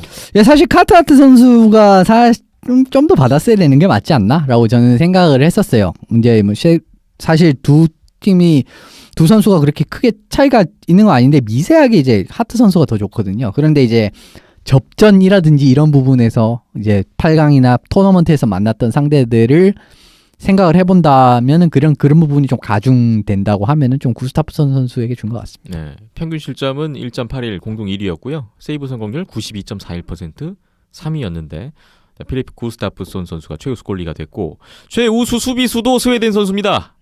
라스무스 달린 최우수 수비수로 꼽혔습니다. 뭐 포인트에서는 도움 6개 6포인트를 기록했던 라스무스 달린 선수였고요. 최우수 공격수는 지난주에도 언급했던 미국의 KC 미틀스테트. 이번 대회 7경기 나와서 4골 7도움 11포인트. 포인트 1위였어요. 가장 돋보이는 공격수 중에 한 명이었습니다. 이걸 통해서 올스타 팀도 발표가 됐는데 스웨덴의 필립 구스타프손 선수 골리 한 자리 차지했고 수비수의 스웨덴의 라스무스 달린 그리고 캐나다의 케일 마카 선수는 8포인트를 올리면서 수비수 중에 최다 포인트 선수가 됐습니다. 그리고 공격수 3명은 미국의 KC 미틀스테트 체코의 필리프 자디나 선수 7골 1도움 8포인트 했고요. 미국의 키퍼 벨로우 선수까지 선정이 됐네요. 벨로우 선수는 9골 1도움 이번 대회 골 랭킹 1위에 또 이름을 올리기도 했습니다. 그리고 마지막 이번 대회 최우수 선수는 역시 미국의 KC 미틀스테트 선수가 선정됐습니다. 케일 마카 선수, 필리프 자디나, 키퍼 벨로우 선수도 이번 대회 굉장히 돋보이는 선수였죠. 예, 다들 좋은 활약을 했고요. 뭐 다른 선수들도 사실 좀 들어갈 만한 선수가 있긴 했는데 이번 같은 경우는 사실 올스타 팀 뽑기가 정말 좀 어려웠었던 토너먼트가 아닌가 싶습니다. 골리 같은 부분에서 사실 두르니 선수를 줘도 사실 그렇게 크게 저는 이견이 없을 정도로 좋은 활약을 보였었고 뭐 수비수 같은 경우에는 여고르 자이트세프 선수라든지 러시아 여고르 자이트세프 선수라든지 아니면 체코의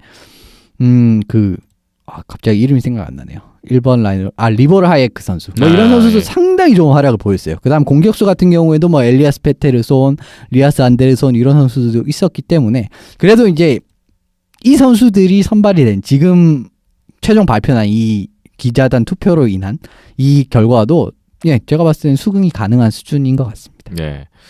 자, 방금 이제 개인 시상에 올라왔던 선수들이 이제부터 할 얘기의 주인공이 될 것 같은데 뭐 거의 모든 선수들 NHL 각 구단의 지명을 받아 놓은 선수들이에요. 이제 조만간 앞으로 NHL에서 또 활약이 기대됩니다. 과연 이번 대회 보면서 가장 웃고 있을 팀은 어디인가? 이렇게 타이틀을 달아주셨네요, 연습 기자님이. 일단 이제 그 전에 말씀드리면은 제가 모든 NHL의 최근 2년간의 드래프트 지명을 다 받고 거기에서 이제 좀 눈에 띄었던 선수들이 있는 거 그거를 바탕으로 지금 NHL 팀은 이런 기분을 가지고 있겠지 이런 느낌으로 좀 들으시면 되고 예.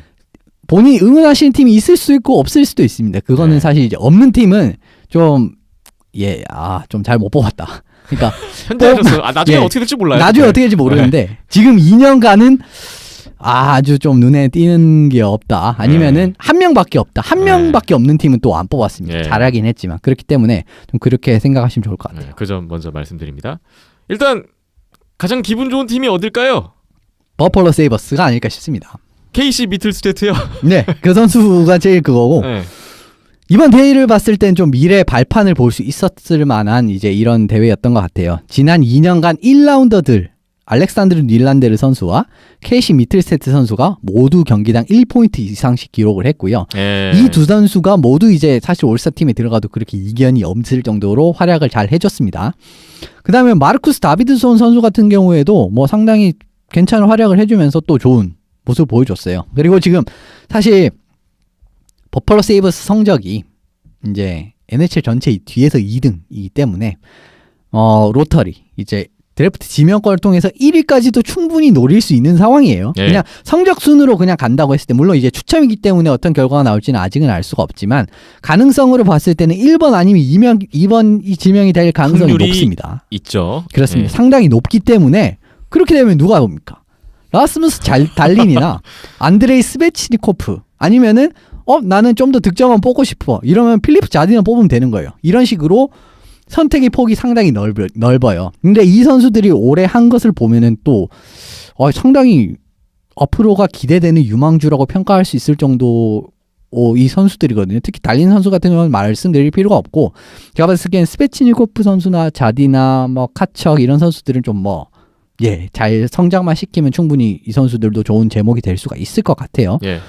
그렇기 때문에 지금 팀의 기둥으로 자리를 잡고 있는 잭 아이클 선수를 뒷받침해줄 만한 선수들이 이제 조금씩 들어오게 되면은 버펄로가 앞으로는 더 좋은 모습을 보일 수 있을 것 같고 예. 다만 이 선수는 조금 아쉬운데 우코페카 루코넨 이 선수가 핀란드의 모든 경기에 골리로 나왔었습니다. 그런데 이 선수가 그렇게 좀 좋은 활약을 보여주지 못했다. 이런 부분은 아쉽지만 그래도 닐란데르, 미틀스테트, 다비드손 그 다음에 앞으로 올 지명권 이런 걸 생각을 한다면 버펄로에서도 대회가 열렸잖아요. 뭐 좀 즐거운 마음으로 좀 버펄로 팬들은 경기를 지켜보지 않았나 싶습니다. 버펄로 세이버스의 분위기는 괜찮아 보이네요. 또 웃고 있을 팀 어떤 팀들이 있을까요? 계속 이어가 볼까요? 아주 사실 많습니다. 좀 이제 리스트가 많은데 네.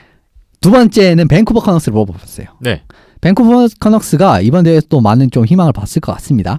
올리 유얼레비 선수가 핀란드 수비진에서도 상당히 탄탄하게 활약을 잘 해줬고요. 이번에 스웨덴의 공격을 이끌었던 엘리아스 페테르손 이 선수가 또 상당히 주목을 많이 끌었던 선수였습니다. 굉장히 좋은 기량으로 이제 아주 수비진을 휘저으면서 하이라이트 골도 하나를 만들어냈는데 이런 모습을 보면 정말 반갑죠. 그리고 지금 밴쿠버 같은 경우에는 브록 베서라든지 보홀백 같은 정말 젊은 선수들이 조금씩 이제 세대 교체를 진행해 주기거든요. 그런 상황에서 이들이 활약을 해주고 앞으로 이들이 NHL 로스터에서 밴쿠버를 지탱을 해준다면은 밴쿠버 입장에서 마음 도움이 되겠죠. 올리 유올레비, 엘리아스 페테르손 이런 선수들이 또 돋보였던 이번 대회였고 그 선수들을 지명을 했던 밴쿠버 커너스입니다. 다음 팀 볼까요? 네, 밴쿠버의 어떻게 보면 또 서부 라이벌리 팀이라고도 할 수 있는 캘거리 플레임스를 꼽아봤습니다. 예. 이 팀을 꼽은 이유가 앞으로 이 팀은 리더십 걱정, 팀 리더 찾을 걱정은 안 해도 될 것 같네요. 지금 이 캘거리 플레임스가 지명한 선수들이 이번 대회에서 주장이 2명이나 있었습니다. 예. 캐나다의 주장인 딜런 두베와 한 명 있고 핀란드의 주장으로 이번 대회에 나왔던 유소 벨레메키 선수가 있어요. 이 두 선수가 있기 때문에 이 두 선수가 이제 기대만큼 NHL에서도 활약을 보여주게 된다면은 주장직까지도 소화를 할 수가 있는 정도의 리더십을 가지고 있다라고 풀이를 해도 될 것 같고요. 그리고 미국의 부주장으로 활약을 했었고 이번 수비진에서 미국 수비진의 사실상 에이스라고 해도 과언이 아닐 정도로 좋은 활약을 했던 에던 폭스 같은 선수들도 상당히 팀의 깊이에 많이 도움을 줄 만한 선수라고 저는 생각을 해요. 예. 그리고 뭐 핀란드의 에투투올라라든지 리누스 린드스트렘 같은 선수들도 상당히 좋은 활약을 보여줬기 때문에 캘거리 팬분들도 다가올 미래가 좀 즐거울 것 같습니다. 캘거리 플레임스도 웃고 있을 것이다 라는 말씀이시고요. 다음 팀 보겠습니다. 사실 뭐 웬만한 팀은 다 호명이 될 거예요. 시카고 블랙호크스인데 이번 드래프트에서 지명한 헨리 요키하르유 같은 선수도 핀란드 수비진에서 상당히 좋았고, 그다음에 미국전에서 골 넣었던 걸로 기억을 하는데 러시아 공격수 안드레이 알티바마크얀, 정말 이름 좀 어려운데 이 선수도 괜찮았고요. 예. 그다음에 스웨덴의 팀 세데룬드, 이 선수가 또 포워드 깊이에서 상당히 또 도움을 많이 주었던 선수였는데, 요 선수들이 지금 시카고 블랙호크스의 좀 약점이라고 할 수 있는 이제 공격 수비 부분의 깊이, 이런 부분을 좀 잘 메워줄 수가 있다면은 시카고 블랙호크스도 좀 즐거운 마음으로 좀 유망주들을 관망을 하지 않았나 싶네요. 그렇군요. 지금 계속 서부 팀들만 언급이 되고 있는데 다음 팀도 서부 팀이네요. 뭐 동부는 또 뒤에 가서 계속 언급이 될 겁니다. 아, 그렇군요. 댈러스타스인데 골리가 아주 풍년이에요. 이제 좀 즐거울 것 같습니다. 미국의 골리 제이크 오티저 선수를 작년 1라운드로 뽑아서 이 골리가 있고, 캐나다의 콜튼 포인트 골리가 있어요. 이 골리들이 이제 모두 어떻게 보면 미국 캐나다 골리로 활약을 하면서, 제가 생각했을 이 두 선수 중에 한 명만 잘 성장을 해도 벤 비숍 선수가 지금 장기 계약을 맺었잖아요. 이 기간 동안 이 두 선수 중에 한 명만 잘 키워내게 되더라도 댈러스 골리가 크게 걱정이 없을 것 같습니다. 그리고 뭐 2016년에 지명한 선수도 있는데 라일리 터피 같은 선수, 미국 대표로 이번에 뛰었죠. 그리고 스웨덴의 프레데리크 칼스트렘 선수 같은 경우에도 두 팀이 좀 깊이를 더해주는 3-4 라인의 공격수였지만 이 두 선수의 활약도 괜찮았기 때문에 댈러스 스타트 같은 경우에는 골리를 위시한 그런 좀 유망주가 돋보였어요. 캐나다의 콜튼 포인트, 미국의 제이크 오티저. 두 골리가 이번 대회에서는 사실 많이 출장을 못했거나 그렇죠. 조금 안 좋았거나 그러긴 했는데 사실 하트 선수 때문에 캐나다 포인트 선수 좀 출장할 수가 없었고, 오티저 선수는 기회가 왔는데 좀 못 보여줬죠. 그 부분 좀 아쉽네요. 앞으로 근데 일단은 대표에 선정될 만큼 잠재력은 갖고 있는 선수니까 댈러스 스타스로서는 또 기대해볼 만할 것 같습니다. 아직도 많은 팀들이 남아있어요. 다음 팀 볼까요? 오타와 세너터스를 꼽았는데 웃고 계십니까?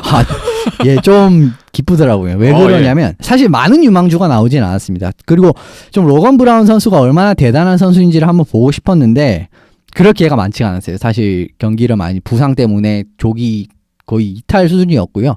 4강전 같은 경우에도 제가 알기로 몸 상태가 완벽하지 않았던 걸로 알고 있습니다. 그렇기 때문에 활약을 많이 못 봐서 좀 아쉽긴 한데, 캐나다에서 깊이를 더해주는 공격수로 활약을 했었던 알렉스 포먼튼이나 드래그 배터슨 같은 선수는 좋은 활약, 굉장히 인상적인 활약이었어요. 수비 부분에서도 그렇고 공격 부분에서도 그렇고 괜찮은 활약이었기 때문에 이 선수들 좀 잘 키우면 마크 스톤의 그 버전 2 같은 느낌으로 괜찮은 선수가 한 명은 나올 수 있을 것 같다라는 생각을 해봤던 토너먼트였습니다.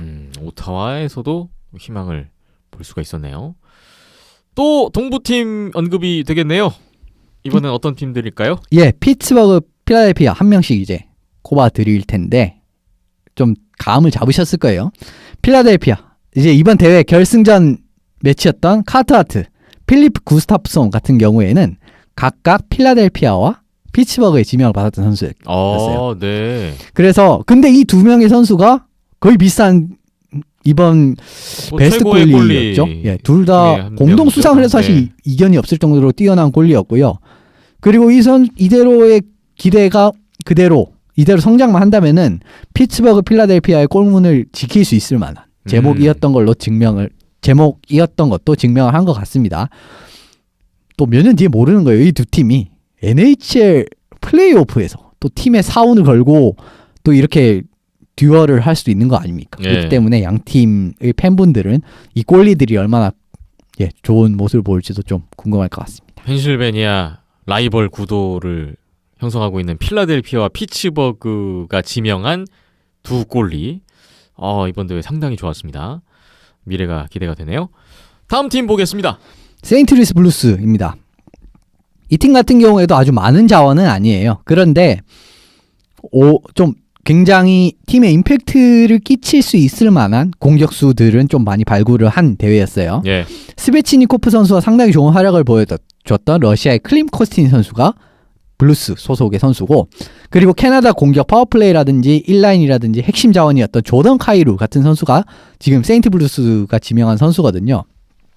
이런 선수들이 두 선수가 모두 이제 맹활약을 하면서 좀 공격 유망주, 어떻게 보면은 다득점을 할 수 있는 이런 공격 유망주에 대한 좀 보강을 잘 했다라고 할 수 있는 블루스의 상황인 것 같습니다. 예. 세인트루이스 블루스까지 언급이 됐고, 이제 남아있는 팀이 몇 팀 안 남았네요. 10번째 언급팀입니다. 사실 이 팀을 제일 먼저 언급을 해도 이상하지 않을 정도로 대단한 팀이 있는데, 예. 그 팀이 템파베이 라이트닝이에요. 템파베이 라이트닝에 어떤 선수들이 지명이 됐나요? 에이스급은 아니지만 앞서 말씀드린 경우 선수들은 뭐 좀 에이스급 선수들이지만 이었지만, 이번 경우 템파베이 같은 경우에는 에이스급 선수는 아닌데 상당히 활약을 잘해준 선수들이 많았어요. 그러면서 저는 아이저맨 단장의 유망주 선발 능력 또 다시 한번 또 감탄을 했는데, 캐나다 공격에서 상당한 활약했던 브렛 호든, 보리스 카축, 테일러 레디시 모두가 지금 다 템파베이 좀 중위권 정도에 뽑힌 선수들이고, 체코 수비진에서 가장 뛰어난 모습을 보인 선수 누구냐 하면 리보르 하예크 선수거든요. 이 선수까지 템파베이가 뽑은 선수더라고요. 예. 이런 식으로 좀 알짜배기 선수. 이미 지금 템파베이 같은 경우에는 팀의 코어가 다 갖춰져 있는 상황이에요. 득점이라든지 뭐 수비라든지. 그런데 이제 앞으로 이제 발디딜 선수들, 이런 선수들로서 이제 호든, 카축, 레디시, 하예크 이 정도면 제 생각에는 충분히 어떻게 보면은 좋은 자원을 잘 선발을 했고, 대회에서 이 선수들이 성과로 증명을 했기 때문에 템파베이 앞으로도 제가 생각했을 땐 순위가 크게 떨어지지 않을 것 같습니다. 네. 그렇게 에이스급들, 상위 지명 선수들은 아니지만 그래도 주어진 여건에서 템파베이가 굉장히 잘 뽑았구나라는 것을 또 느끼게 해주는 대목이네요. 다음 팀 보겠습니다. 어떤 팀인가요? 워싱턴 캐피털스를 또 뽑았는데, 동부의 팀이 나옵니다. 예, 좀 바텀 라인이나 체킹 라인 같은 데서 활약이 예상되는 좀 다크호스 선수들이 좀 워싱턴 픽이 많더라고요.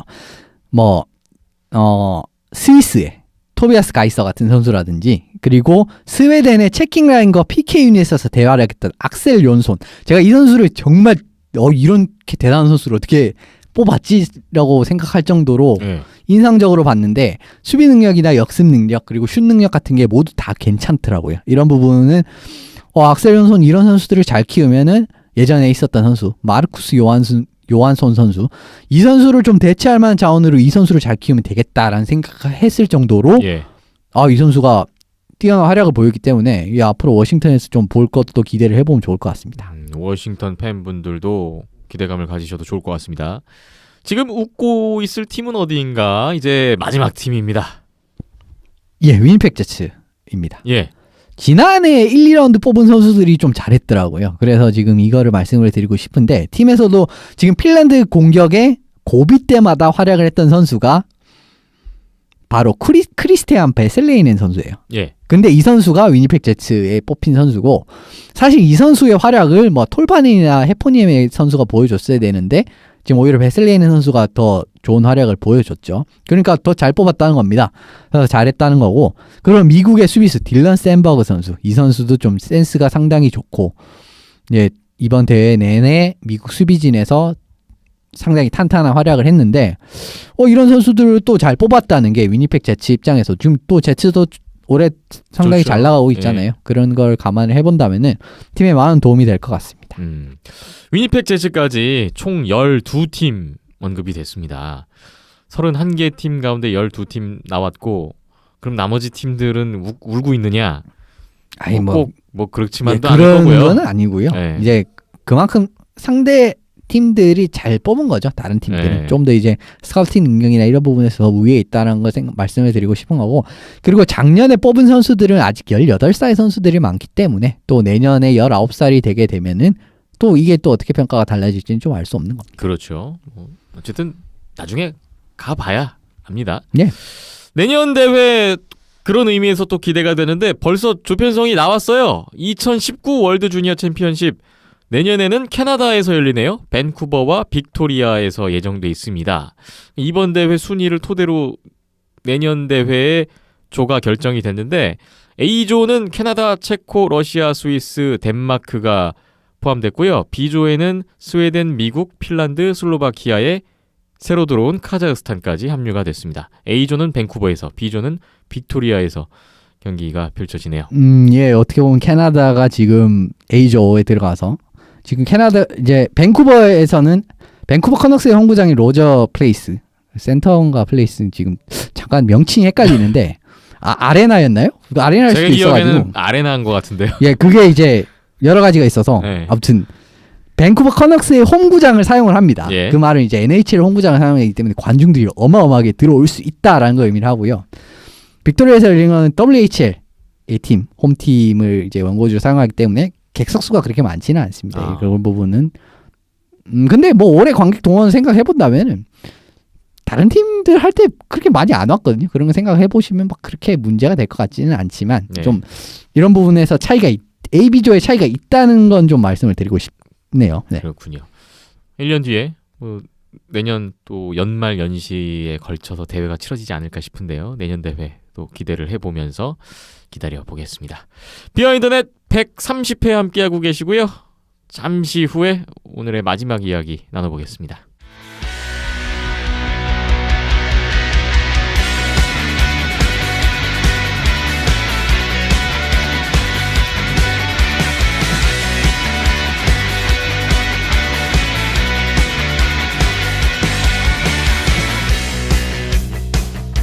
이쯤 되면 아시아리그 아이스하키 소식이 나올 법도 한데 그와 비슷한 소식이라고 할 수도 있을 것 같습니다. 아시아리그 아이스하키에 출전하고 있는 일본 4팀이 일본에서 재팬컵을 시작했어요. 1월 6일부터 2월 25일까지의 일정으로 참가팀은 오지이글스, 도쿠 프리블레이즈, 니코 아이스박스, 일본 제지 크레인즈, 일본 4팀이고요. 홈앤드어웨이 6라운드제, 각 팀당 18경기씩 소화를 하게 됩니다. 거의 지난번에도 말씀드렸죠. 아시아리그 정규리그 올해 28경기에다가 18경기니까 뭐 기존의 한 48경기 체제를 하는 것과 버금가는 그런 일정입니다. 지난 주말 1월 6일과 1월 7일에 첫 경기들이 열렸어요. 예, 개막전 매치업이라고 할 수가 있죠. 어떻게 보면 재팬컵이니까요. 프리블레이즈와 아이스박스의 경기, 그리고 오지이글스와 크레인즈의 경기가 있었습니다. 네. 그런데 두 팀이 모두 이제 승리를 거뒀어요. 그러니까 또 동일한 팀이 두 경기 모두 승리를 거뒀습니다. 네. 그 팀이 어떤 팀이냐 하면 오지이글스가 2승, 그리고 아이스박스가 2승을 거두면서 예, 승점 6점씩으로 앞서 나가게 됐고, 지금 개인 기록 같은 걸 살펴보면은 테라우 유리 선수가 5포인트를 지금 올리면서 또 맹활약을 해주고 있는 그림이 나오고요. 예. 오지 같은 경우에는 예, 장기인, 어떻게 보면 공격 같은 부분의 깊이이지 않습니까?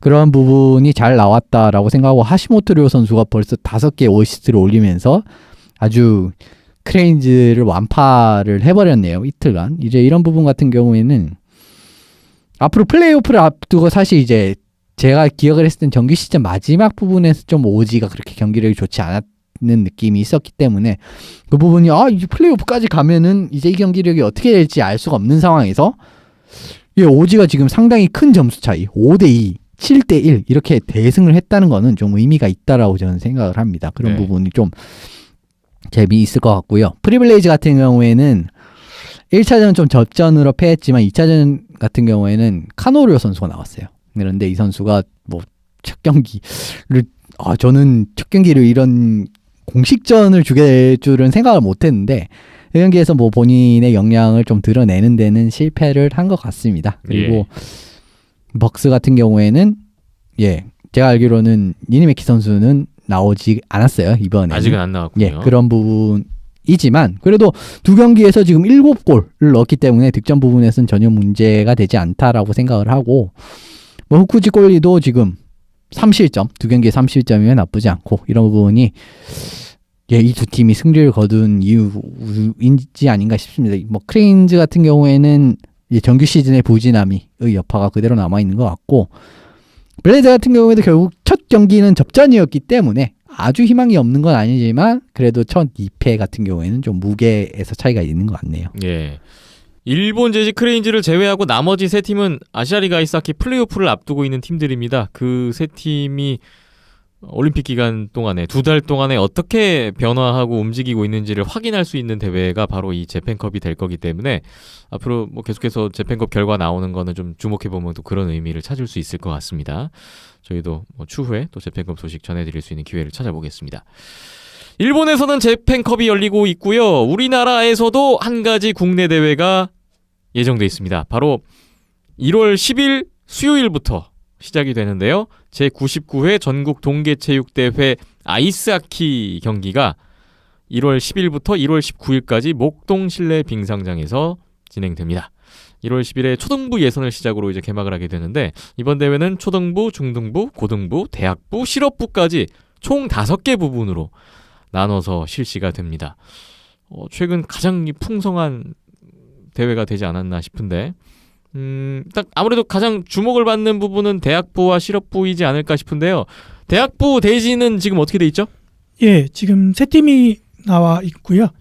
토너먼트 방식이다 보니까 예, 바로 준결승, 결승 두 경기만 치러질 거고요. 네. 준결승에서는 광운대학교, 고려대학교가 맞붙을 예정이고요. 그리고 다음 날 바로 예, 한양대와 결승. 한양대가 예정됐습니다. 결승에 올라가 있는 상태군요. 예, 제비뽑기로 이거 토너먼트 예, 대진을 뽑는 걸로 알고 있는데 예. 매년 이렇게 희비가 엇갈리더라고요. 네. 네. 고려대, 광운대 준결승. 그리고 실업부에 또 눈길이 많이 갑니다. 이번 실업부는 5팀이 나왔다고요?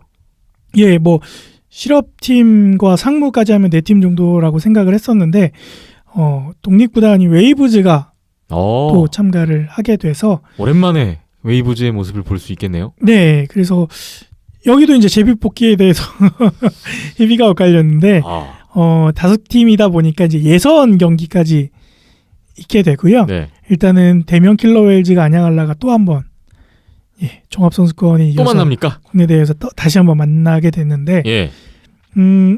뭐 외국인 용병 못 뛰고요.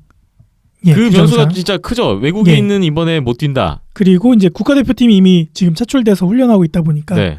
또 못 뛸 테고요. 아. 해서 많지 않은 인력으로 팀을 꾸려서 나와야 되는 상황이 되어 있어서 실업 세 팀이 지금 다 비슷비슷한 상황이거든요. 예. 그래서 뭐 상무도 마찬가지긴 한데 뭐 상무나 웨이브즈가 또 얼마만큼 선전을 보여줄지도 기대되는 부분이고요. 그래서 일단 예선에서는 안양알라하고 대면킬러웰즈가 만나고 거기서 이기면은 상무와 준결승전을 치르게 됩니다. 네.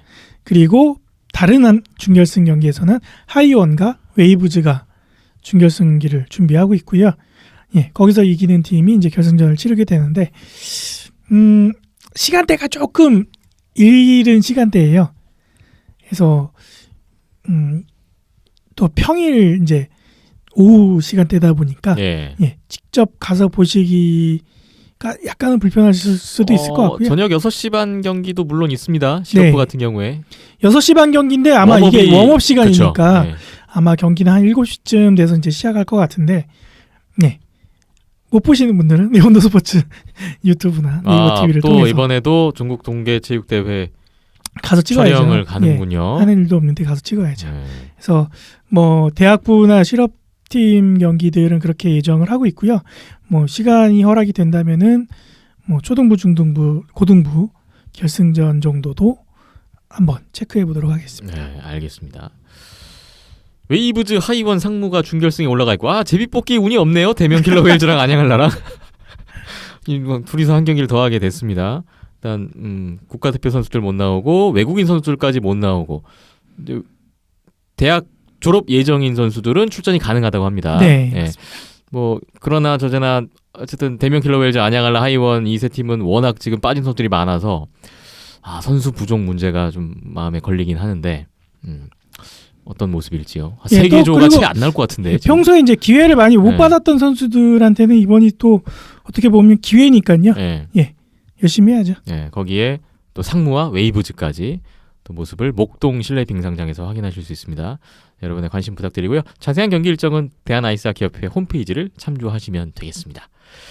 비어인터넷 마무리할 시간이 왔습니다. 온더스포츠.tv 홈페이지고요. 페이스북에 온더스포츠, 유튜브에 온더스포츠 검색하시면 됩니다.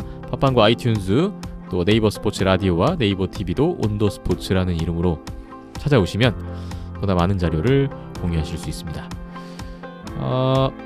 다음이 131회가 될 텐데 다음 주에도 월요일로 예정하고 있습니다. 1월 15일 월요일 녹음 예정하고 있고요. 여러분 계속해서 댓글로 또 많은 의견과 관심 부탁드리겠습니다. 박힘찬 PD, 이현섭 기자였고요. 저는 김태범이었습니다. 함께해 주신 여러분 고맙습니다.